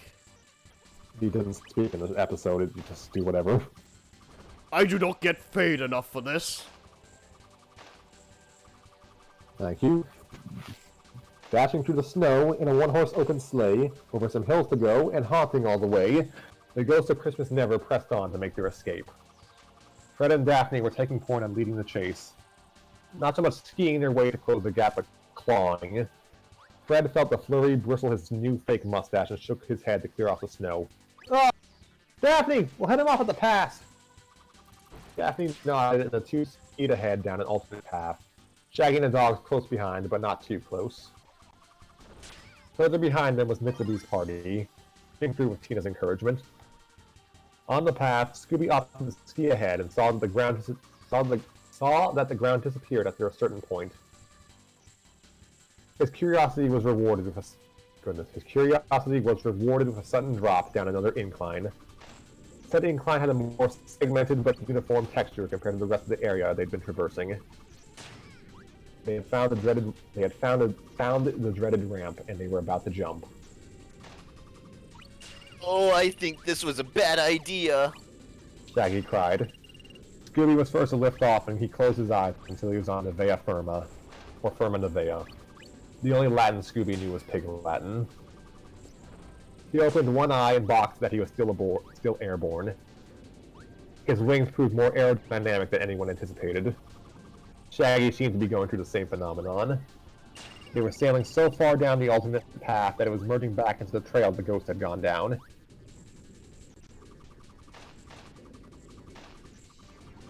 I've lost them now. The thief declared with a chuckle. There had been no sign of any of their pursuers for several minutes now. Everything was going according to plan. Scooby-Dooby-Doo! I Came a kind of lost that at the last second, but that's fine. Came a familiar intruding voice. It was fine. The ghost looked up to see a flying dog in a wig and tutu soar overhead and land right in front of their way. Whatever moment of confusion they would have, I guess, would be put on hold as a second pursuer arrived. Zoinks! Shouted Shaggy as he too flew above the ghost sledge and landed on Scooby's shoulders. The ghost snarled and grumbled something incomprehensible. Blast it all. Where's the rest of you? The cavalry was behind the specter, Daphne, Fred, and Scrappy having landed safely after their jump. They heard the sound of a neighing horse and turned back to see Nickleby's sledge had gone down the incline. The poor steed jumped into the shotgun seat to avoid capsizing the whole coach, and to keep himself from getting yanked upon liftoff. It was as surreal as it was impressive. The ghost glared and looked at their sides. Daphne's group had caught up and were flanking the sledge. Whoever was following them and the other sledge would close the distance soon, and 2 sugar plum fairies were blocking the path. Daphne skied closer and stretched out. Daphne skied closer and stretched out a hand. Give us a Nutcracker, you nut!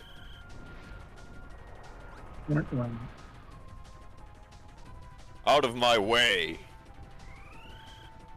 The ghost responded. You'll be crushed if you don't. Did someone say something earlier?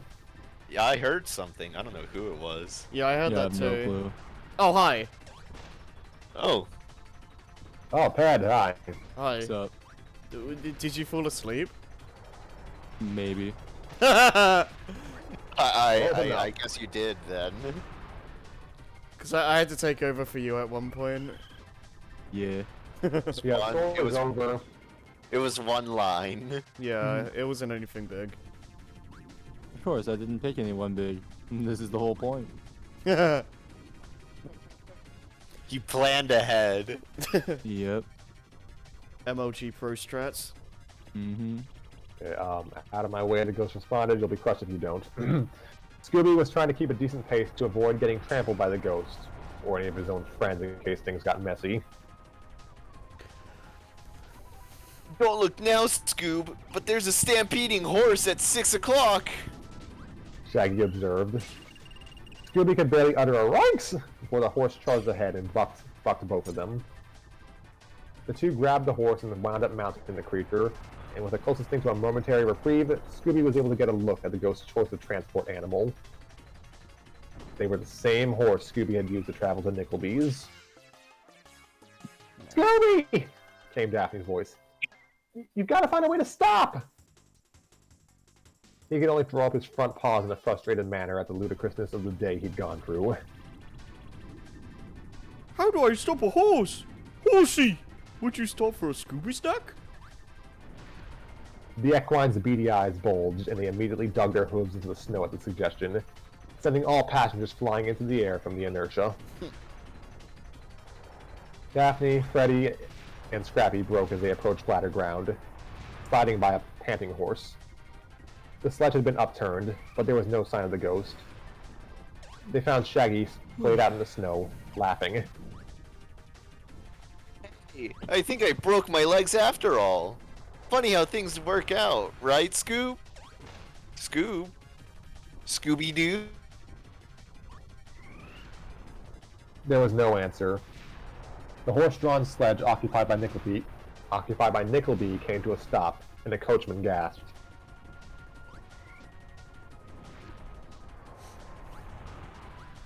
That's you, Ped. Oh, right. My goodness. They went right onto the lake. The sudden flight had sent Scooby and the ghost onto a frozen bed of water, both of them standing as still as could be to avoid shattering the ice. The ghost jerked their head to all sides to catch a glimpse of the Nutcracker's whereabouts, and their shadowed face detected the ornament further out, closer to the center. Scooby tried to scooch his way back to the snow and felt a cracking sound.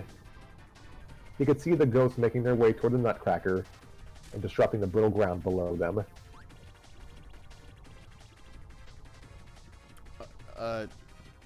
Hey, come back! The ice will break! He called, but the ghost did not care.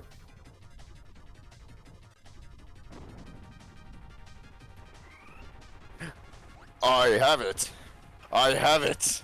I have it! The creature called, their voice sounding less monstrous and more elated. Scooby winced. He was a short leap away from making it to the snow. but he reoriented himself to break out into a run for the ghost, though the ice's lack of friction did not help.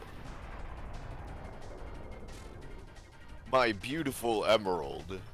The ghost cooed, holding the Nutcracker like it was a newborn. With you, I'll get exactly what I deserve. The ice broke beneath the figure without mercy. They plunged into the waters and would have been wholly submerged before Scooby made a diving slide and grabbed their cloak with his teeth. The ghost was hoisted out of the haphazard fishing hole, their legs numbed, but their arms still clasping the Nutcracker as if it were a holy artifact. Scooby slid the culprit across the ice like a hockey puck and redid the shuffling motions to get himself to safety, now even further out from his friends than when he had to do it the first time. After what felt like an eternity of mobile scooching and belabored whimpering, Scooby had reached the snowy ground. The ghost was standing and attempting to shake off the shock that had gone to their lower limbs. Scooby collapsed but a few inches away from the ice pond and felt the ground tremble beneath him. When he found that horse, he was going to give him his whole box of Scooby snacks. Uncle Scooby! Scrappy was the first down to meet him, and he glared at the author of their holiday horrors. All right, you Kringle-hating cretin, put him up! Scrappy's footwork was deft and made the ground tremble some more. Scooby's eyes opened, and he dusted off some snow beneath him. They were still on ice, and it was fast cracking. The ghost paid no mind to Scrappy's challenge and was preparing to leave on foot, but they too noticed the sounds of more shattering ice. The ice was breaking beneath Scrappy's feet, and even he stopped to gaze. Oh dear.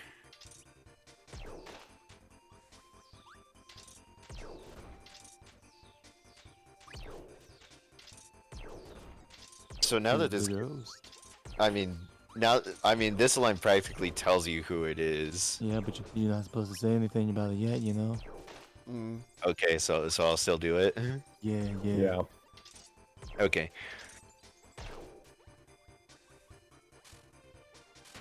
Petite moufette. Okay. I wasn't sure if I should ask. Yeah. Petite moufette, move! The ghost fought out, grabbing Scrappy by the tutu and running further out into the snow right as the ice broke. Scooby leapt and lunged for solid ground before the ice broke under him too. He approached the two, Scrappy panting and glancing at how close he had come to a watery grave.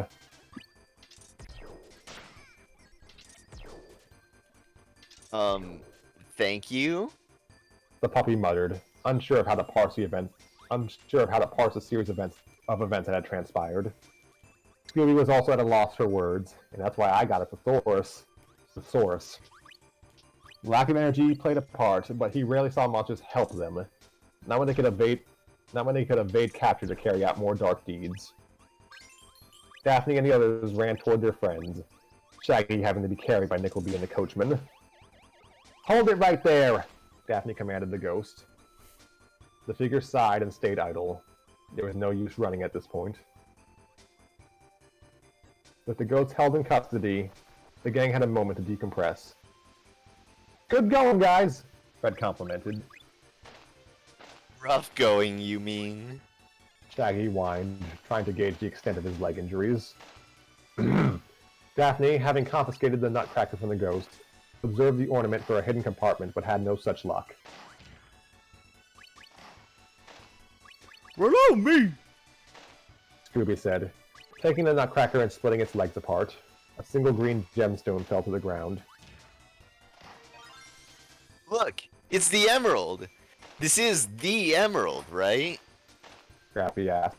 "Yes, that's the one," Nickleby confirmed. "Well, if that's settled, then allow me to do the other part," Daphne said, pulling down the hood of the Ghost of Christmas Never to reveal... I'm sorry. Nanette!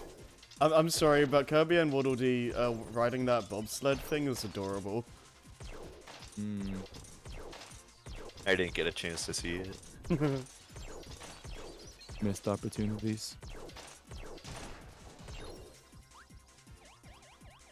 pulling down the hood of the Ghost of Christmas Never to reveal...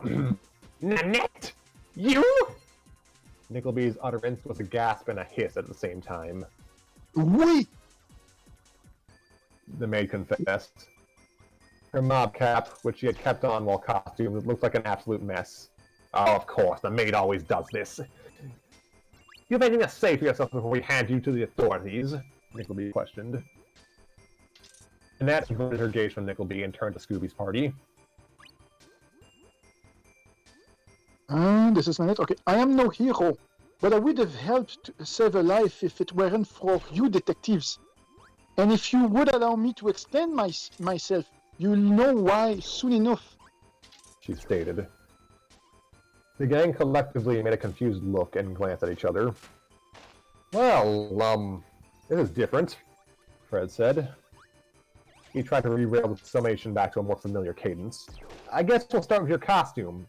Heavy bleach and household chemicals to make yourself glow or easily obtain things in your line of work. Oui, when I ran out of bleach, I used flour to color my cloak. Like, that's why we found flour near the Christmas tree. Shaggy determined. Mm-hmm. Nanette nodded. And the way she was able to make herself appear during our rehearsal was simple. Flash bombs. Like the ones we used to turn Freddy into the Nutcracker, Daphne said. Those accursed flash bombs. Nanette whined. When I was tossed into that tree, they fractured and went off as I re-entered the building. My cloak caught fire, and your Christmas tree nearly went aflame. It was awful. I had to knock it down. And when I took some of your stage drapes to patch the holes, in my costume. You had a whole town covered. Really? And you had a whole town covered in snow to blend in and clean yourself off between appearances. Shaggy stated. Your flash bombs were unusable, outside of burning holes through burlap sacks.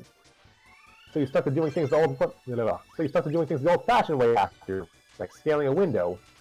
Daphne continued. Oh, that's me. Or showing up to help us when you just wanted to scare us. Tina chimed in, her face looking sullen. Nanette gave no audible response, only lowering her head in shame. Nanette had studied the layout. Pardon me. Nanette had studied the layout of the children's home just enough to know where certain things were, like the Christmas star. Fred observed. I was well equipped enough to slide in without notice, and I might have been successful in my flash bombs if my flash bombs hadn't become a fire hazard. Thankfully, the damage was limited to a tree and some ornaments, commented Daphne.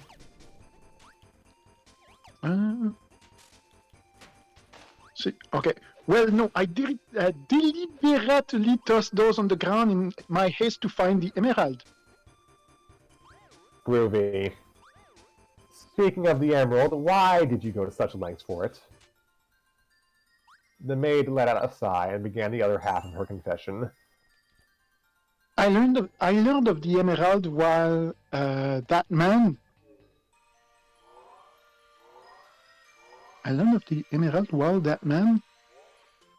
Wait.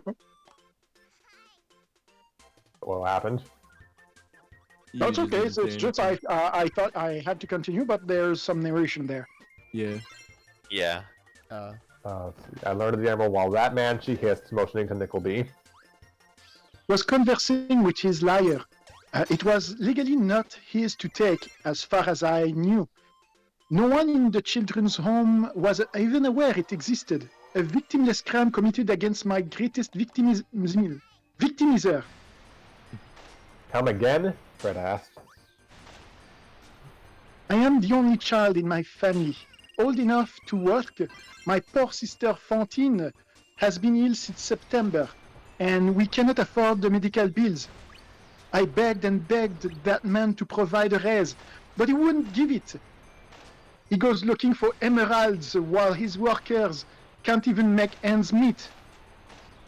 All eyes turned to that man. Oh, what did you expect from me? I just tried to evict children, for corn's sake. I thought I thought you said invent children. I tried to invent children. Children did not exist before now. Crazy new invention. Really sweeping the nation, this one. Got me a Nobel Prize. God. Oh gosh, I just tried to evict children, for corn's sake. Nickleby proclaimed as he stroked Snowball. You said victimless crime, but those kids could have used the money from that emerald to keep their home safe, Daphne pointed out. I agree. The emerald will be more than enough, more than cover my Fentine's treatment. I would pan it off on the black market and use a portion to pay for that. The rest I would give it to an intermediary so they could donate it back to the orphanage. Everyone would win, except that man. Uncle Scooby, who's the bad guy today? Scrappy asked. Capitalism. Daphne interjected.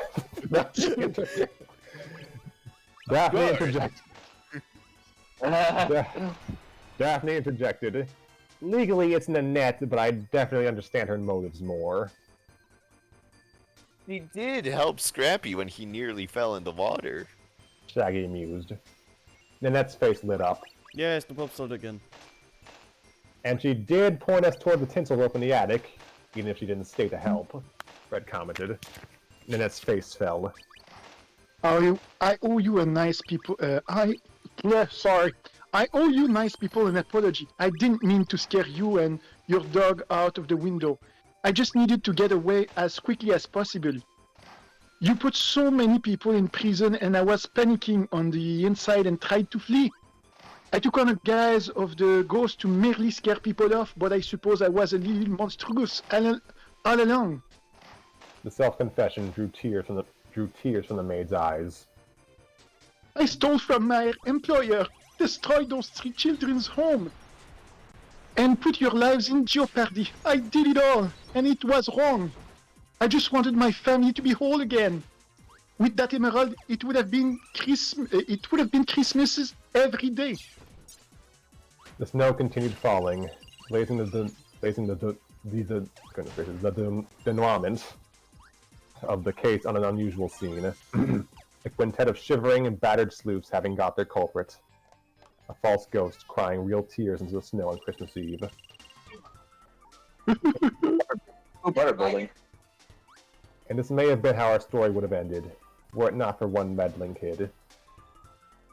Tina waddled over to Nanette and pulled out Scrappy's unused bunny costume to dab her eyes. Nobody who wants to help their sister can be all bad. The little girl hugged the sobbing Nanette. It was among the first affection Nanette had been given in weeks. She'd been belittled, ignored, thrashed, lit on fire, stuffed into a bag, and nearly drowned. Much of that had been her own doing. But to know that her transgressions were put aside by one of the very children she tried to rob to express some sympathy soothed her. Whatever happened to her next, she would accept. Right now, she had the gift of goodwill. December 25th. The snow had not stopped falling in town, the flakes drifting like feathers down to the ivory blanket of condensation. The Christmas pageant tonight sign remained on the children's home. The denizens and their mystery-solving guests too tired from the prior night's excitement to even bother taking it down. In the theater room, Fred sat crisscrossed before a group of kids, recapping the events of their latest case. To make a long story short, when Nanette overheard Nickleby talking about the emerald, she decided drastic measures needed to be taken. And when this rigmarole concluded, I decided other drastic measures needed to be taken. Mrs. Fezziwig finished. Scrappy raised a paw. But what about the lapel pin? Daphne brandished a clue. We were holding it upside down. We thought the initials were WN for Winslow Nickleby, but they were really NM for Nanette Musette.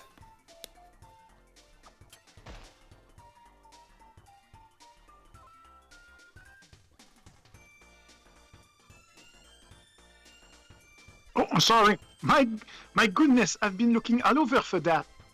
Nanette's voice cried out as she ran into the room and observed the lapel pin. Oh, it's dirty. Messy, messy, messy. She said as she cleaned off the pin with her new duster, kicking up soot into Daphne's face. Oh, thank you for finding it, Daphne.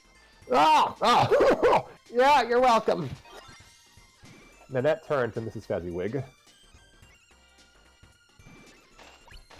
Oh. Screen went blank. Sorry.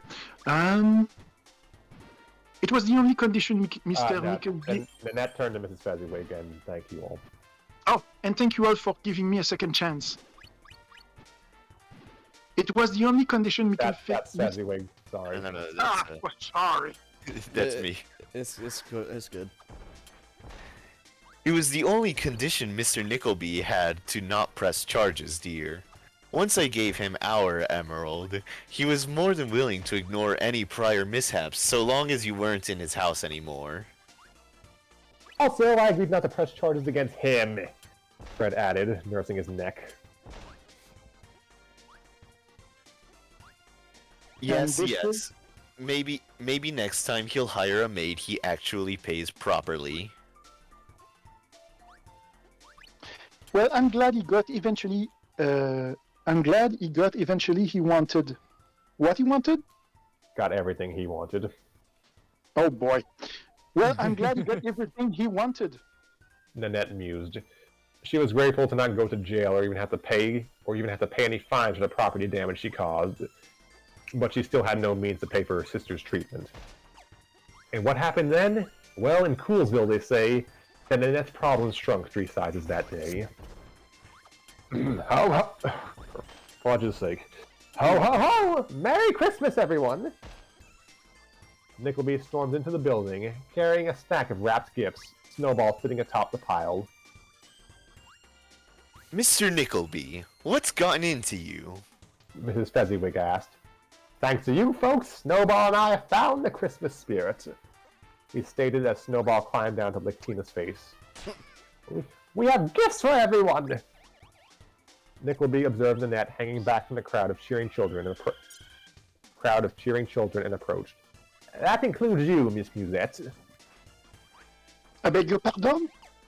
I've taken to calling your parents and informed them that young Fontine's medical treatment will be paid in full starting tomorrow. A gasp emerged from Nanette and everyone else in the room. The maid began crying again.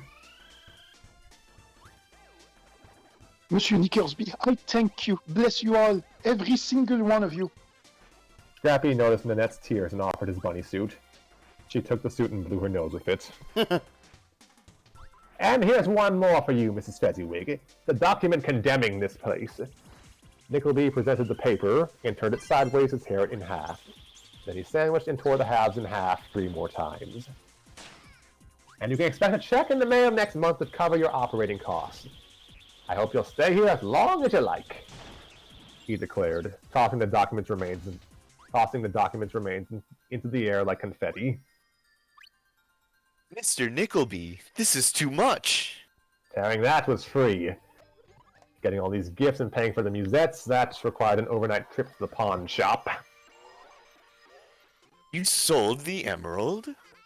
Yes, I've got enough, Nickleby muttered, stroking Snowball. Nickleby next turned to the Scooby-Doo Detective Agency, still cringing from the net staining Scrappy's suit. Oh, by the way, while I was at the pawn shop, I found some mousy-looking woman trying to hail a cab. She said she knew you. He whistled, and through the door came a bespectacled woman in an orange coat. Ah, we thought you wouldn't be able to make it, Daphne greeted. I wouldn't have made it without Mr. Nickleby helping me find directions. Also, did you guys know there are some horses eating Scooby snacks outside? As the gang laughed, Mrs. Fezziwig gave out a small smile. Leaving their home alone and helping Nanette would have sufficed, but these gifts on top of all of that were a pleasant surprise. Perhaps there was hope for this cantankerous old man after all. The home's proprietor turned to the eager children and Shaggy, itching to open presents. You waited long enough. Let's get these opened. The mad festive rush was contagious. Boxes exchanged, boxes opened, wrappers slung, dreams fulfilled. Shaggy and Daphne gave gifts to each other. Oh, a purple, purple jumpsuit! Shaggy, you shouldn't have. Zoinks! It's a red shirt! It's like my green shirt, but red! That's good. Yeah. He got red shirted. Yo, the red shirt. It's red. Neato! A Wizards and Warlocks expansion pack! The Pilfering of Princess Carolina! Thanks, Freddy! Scrappy said. Fred opened his gift and gasped.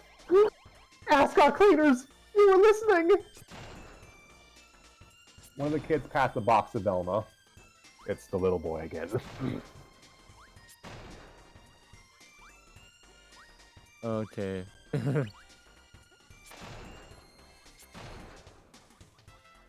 Miss Dinkley, this one's from Scooby, but I don't know where he is. Velma took the box and opened it, smiling at the contents. It was a new microscope, plus an insurance card for lost pairs of glasses. Okay, just give me a moment. Oh, Yep, here it is. God. I do not have the energy for this. If I can sing it, you can sing it. We've dodged a All right. horrendous ball. Wait it. Alright, so... He's already going. yeah, I didn't say we were starting yet. Okay. It ends at fa la la la la la la la loo in this case. Screw you. Love you too, pal. Okay. This is actually closer to the original version of the song, so it's like just 6 verses. Oh. Alright. 3, 2, 1, go. Deck the goes halls with birds of folly. Fa la la la la la la. We dodged the mess. Folly. La la la. Shaggy and Daphne. Fa la la la la la la. Who conquered peril? La la la la la la. Nickleby's not bad as he seemed. Fa la la la la la la la. The net's so happy that she screams. La la la la la la. You can't understand what's being sung. La la la la la la la la. Get my stuff. I don't even know what's happening anymore. Invite them in. They're in the foyer. That was an inconceivable mess. I can't wait to hear that back. I missed an entire verse.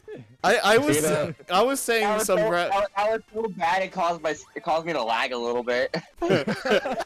I don't know if anyone heard, but I was saying like random garbage in those last few. Oh yeah, no, I replied verses. to you in the middle of one of my verses. Oh, I didn't even hear that. Yeah, you might want to hear back on that.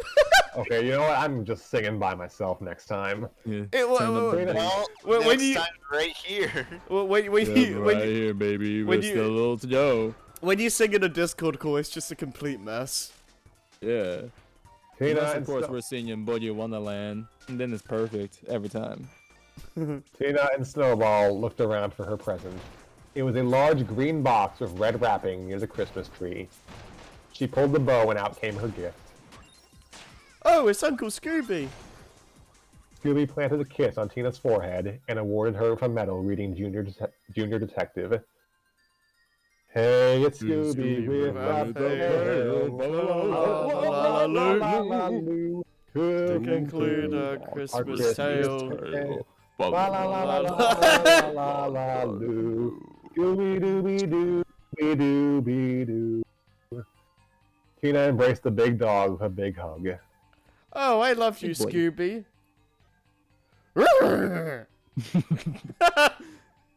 Happy holidays to all, and a good night. And so My ends good sir. God. so ends the tale of the Nutcracker Scoob. Bye-bye, folks. Bye-bye. Stop then.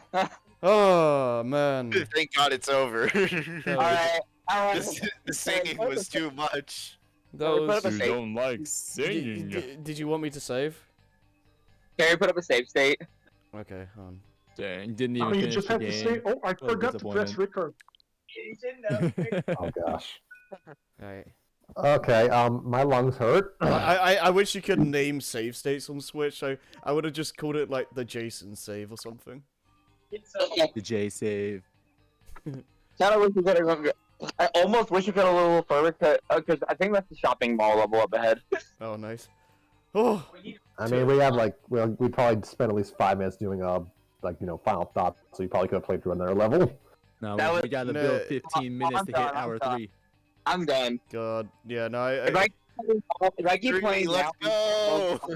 God. keep Hour playing. 3, I'm hour making 3. It's literally this one more world.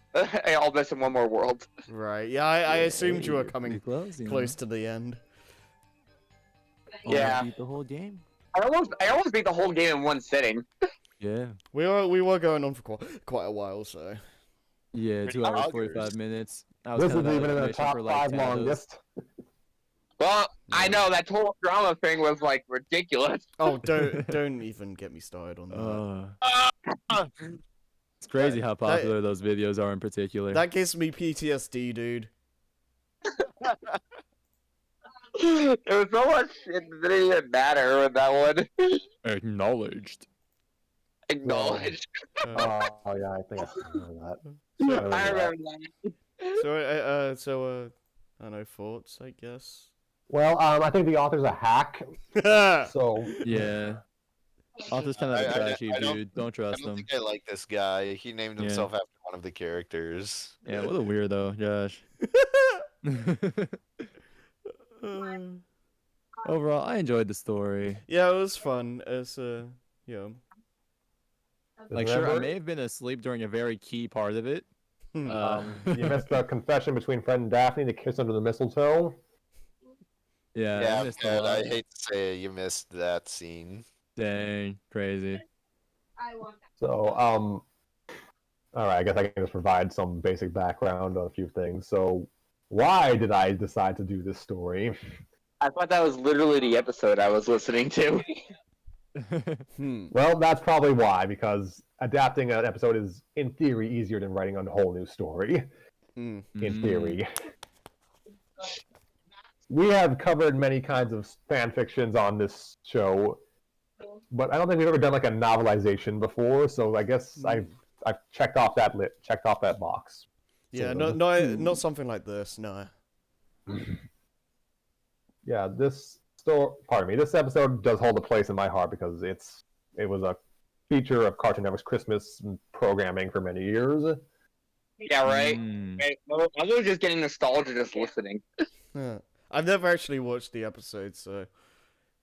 I didn't I don't watch a lot remember of seeing it. Scooby-Doo. Yeah, neither did I. And when I did watch it, it was in Spanish. Oh. Wow. Whenever I watched it, it was just the pup. Because it was on a Boomerang at like 7 in the morning. Yeah. So yeah, this episode is just it's a fixture of my formative years, so it's nice to kind of revisit this. It's like I guess something I always felt was like, I guess I can just provide some differences between my story and the actual episode for people who care about that. Alright, trying to remember stuff off memory. Well, one, my story's longer, certain scenes are extended, certain dialogue's added, just what flows for a TV episode will not always necessarily flow for like a text story. Yeah, But- it was really interesting realizing that Velma just was barely even a part of this. Like, she just didn't exist I didn't notice that until it was like mentioned at the end. until she came up. I completely forgot Velma as a character. I'll be honest, I thought it was, for half a second, I thought it was just supposed to be a Shaggy Scooby Scrappy story. They were really carrying the mantle for a bit there. I mean, yeah, but Scrappy was on the mantle. Yeah. Anyways, yeah, I said, yeah, this is an adaptation of an episode from the new Scooby-Doo Mysteries. That was 1984. So Shaggy, the dogs, and Daphne was the primary configuration of the group. Fred and I remember that. Yeah, Fred and/or Velma would sometimes drop in for an episode, and in the actual cartoon, Fred was there, Velma was not, because screw her, I guess. Yeah, imagine the timeline without any Velma. The internet would be in shambles. Anyway, Quite different. Yeah. so difference number one, I guess, Velma's here for like 5 seconds. Yeah, she actually shows up. And difference number two, and this I'd say this is the most important part. Yeah, the culprit is the same in the show, but I basically kind of revised her motives. Made her Was a he- little better. Wait, what'd you say, Jason? What's the original motive? Greed. She just wanted the emerald. I want the money. If I had the emerald, it would have been Christmas every day. That I lifted that line and just basically repurposed it. Yeah. Oh, I see.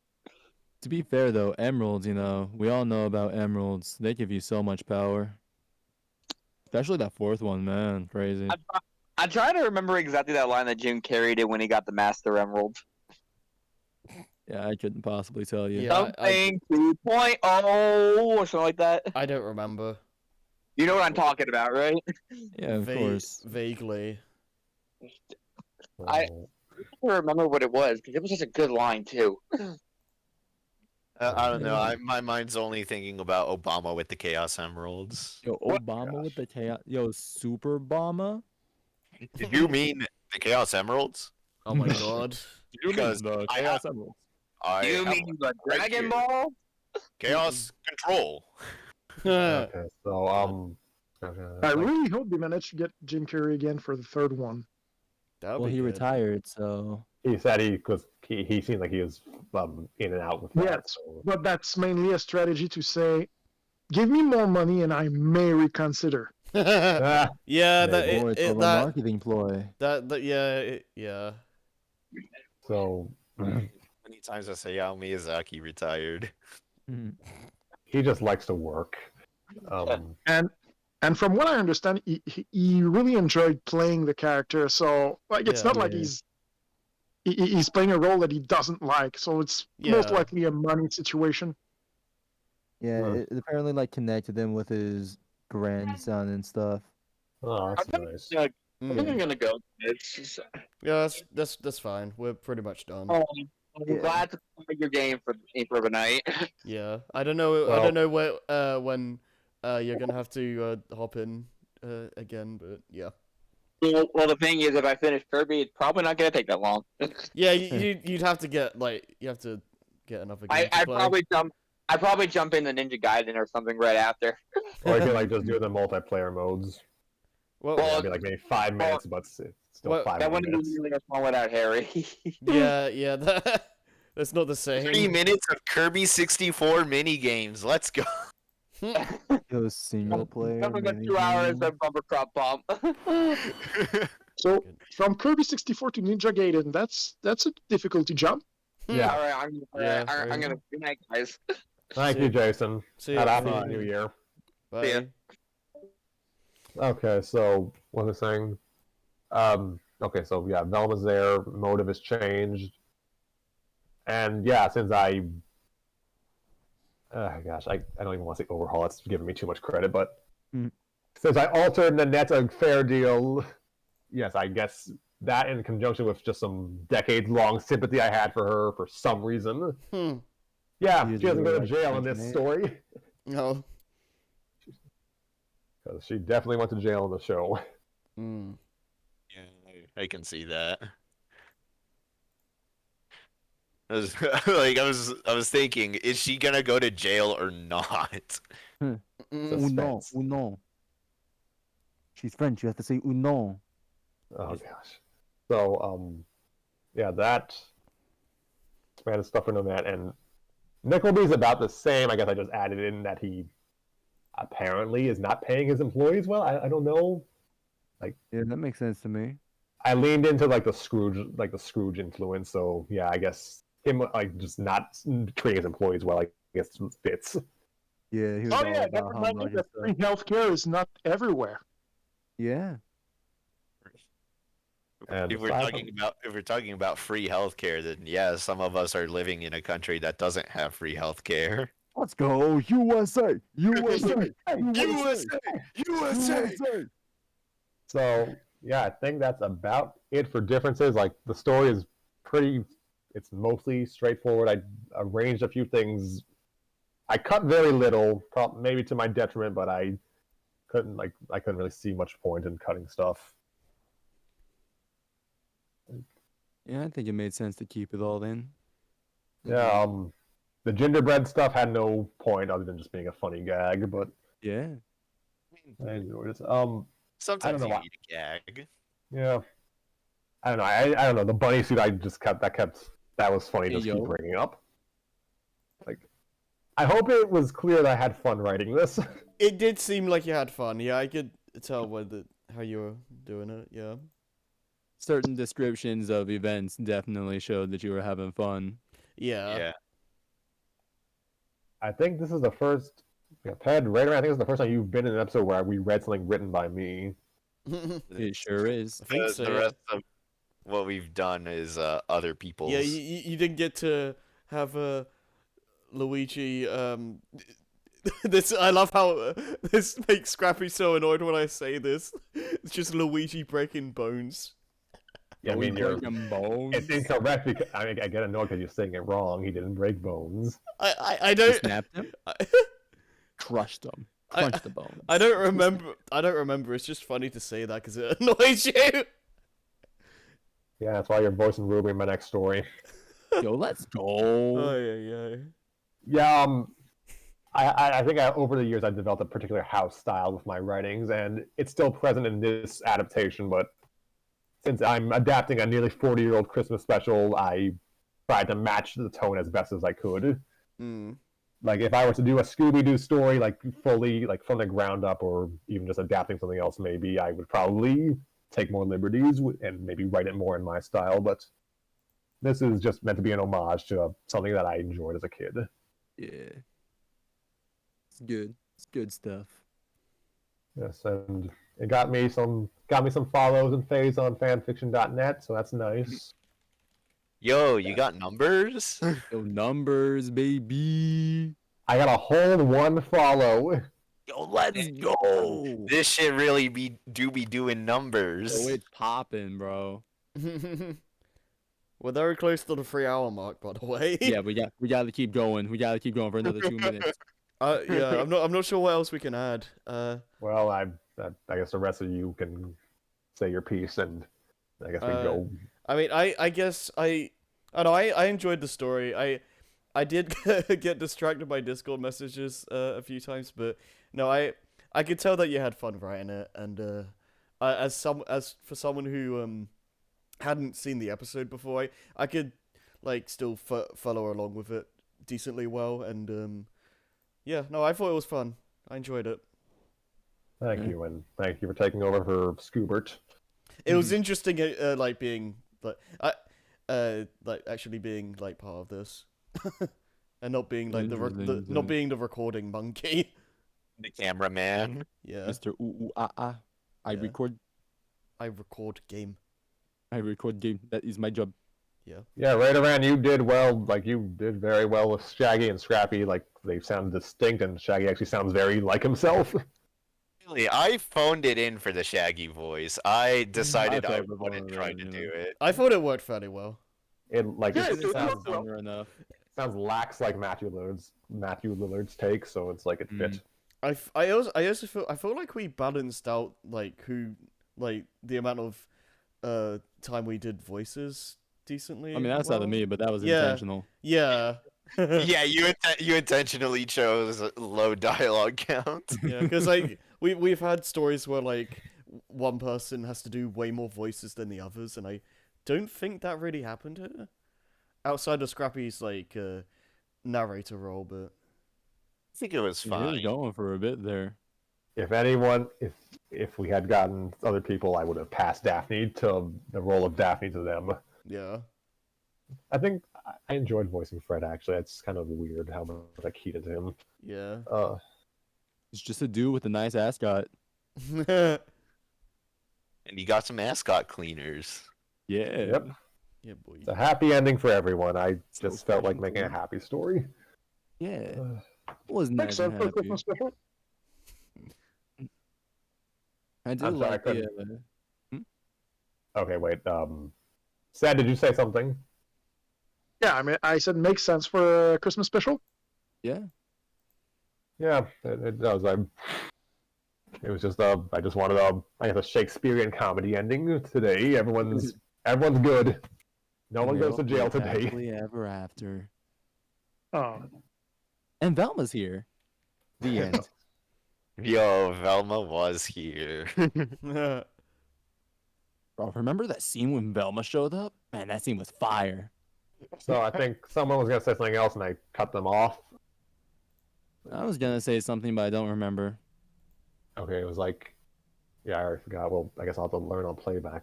Yeah, exactly. Yeah. Some I think it may have had something to do with role distribution. Well, I wasn't gonna say anything related to that, so. Like, yeah, I guess if when we read another Scooby Doo story, I guess I may slide into I may just be like the facto friend when Tanner's not around, because I sure as heck ain't voicing Scooby. Well, you saw how that went for me. Like, it's so hard to keep that Scooby voice like consistent. It changed Yeah. it changed every like other word. Scooby was voiced by a different person every word. It was amazing. We may do that we may actually do that for a challenge one day. God. round robin Scooby voice. We could probably Like- do the same thing with Scrappy, considering how the last story went. Everybody voiced Scrappy at some point. Yeah, it's like Harry hasn't voiced him yet.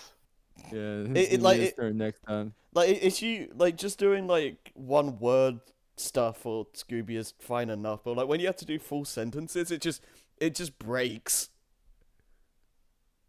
Yeah, because like at first you're able to go like, okay, this is how we'd start it, but then the rest of it is like, how do I maintain this Yeah, I don't dog know. voice? I don't like you can do it for like a word or two, like Raggy, but like I can't keep that going. Oh, now I see. Yeah, I can definitely feel that. No, I understand how voice actors feel now. Now you can understand why not very many people voice Scooby Doo. Yeah, it's not It's easy. kind of something I've realized over as I've gotten older. Like Don Messick was voicing Scooby, and then after like a year, he took over for Scrappy when the original actor left. So God, there's like 8 years of material of just him talking to himself for most cartoons, that's pretty. and they sound That's pretty good. Yeah, that's and they pretty don't sound awesome alike move. at all. Yeah. Oh, yeah. Like that dude, that was a chameleon. I miss him. Mm. Yeah. It's like Jason Griffith talking to himself in Sonic Riders. Hi, I'm Jason Griffith. So I'm supposed to be the fastest thing alive? Yeah, We had to read a Sonic story eventually. we were at one point, but it just never happened. Yeah, because our Wow. designated person to play Charmy left. Yeah. So The designated Charmy left, and it all went downhill.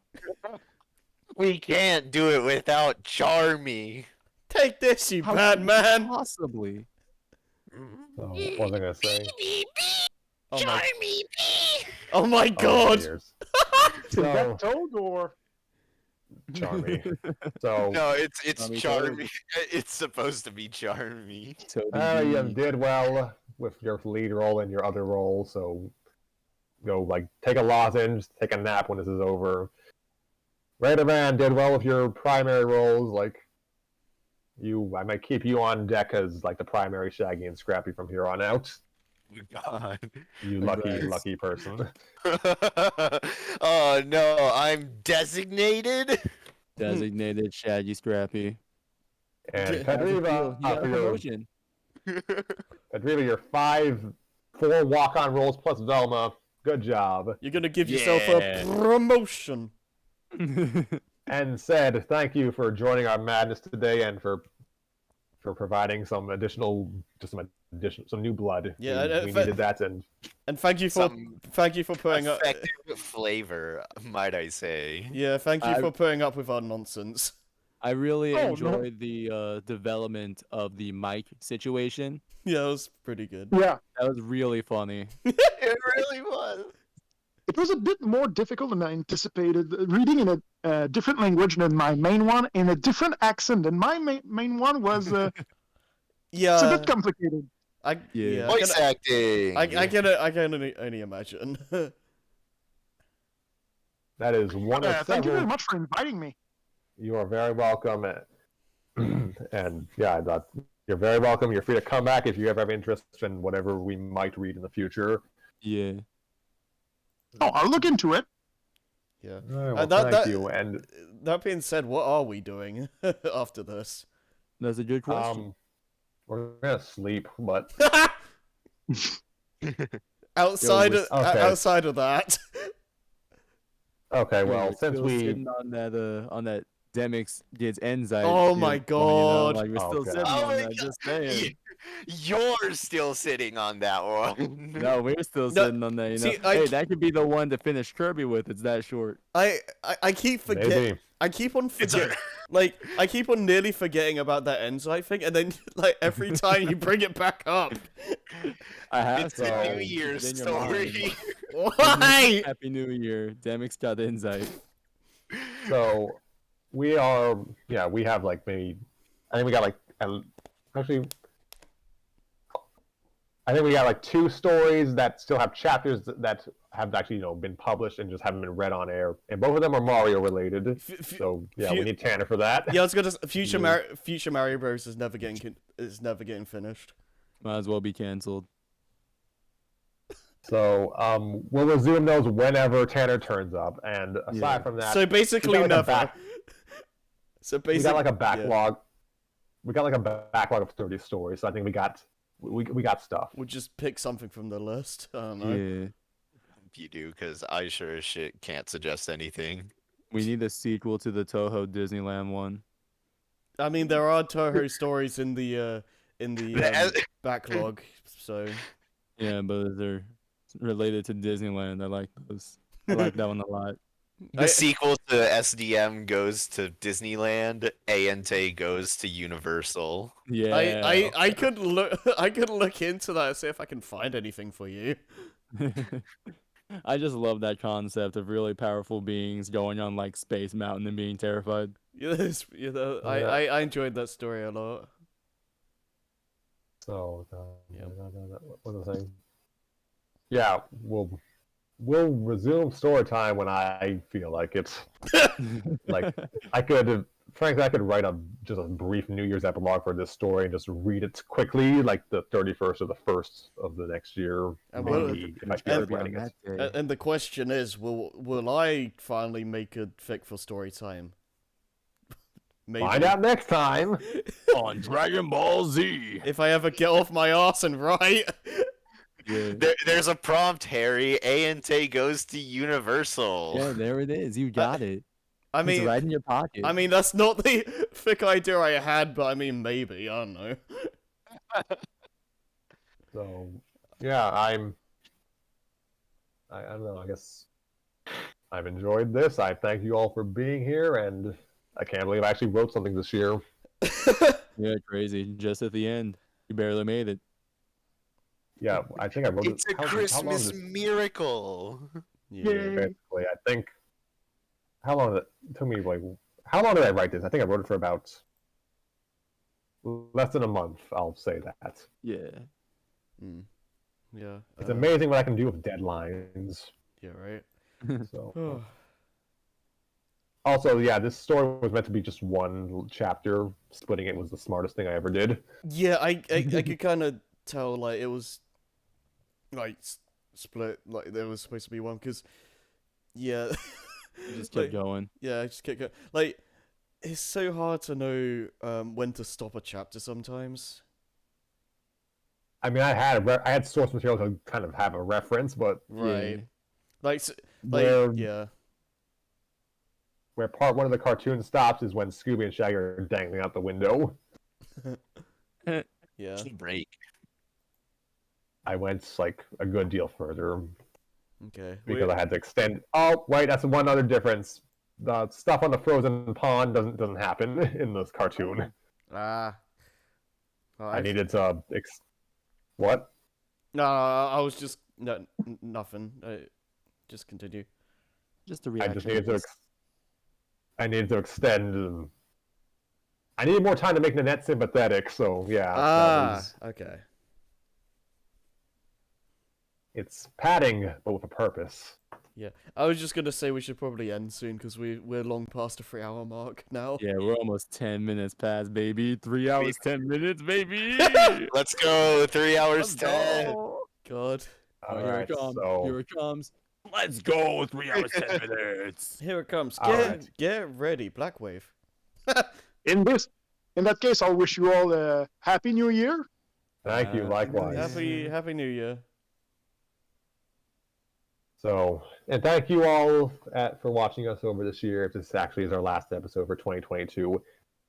It has been a very interesting year for story time, That's for sure. and as we approach, yeah, it's the year of the B team. Let's go. The year where we actually got people to join this stupid show.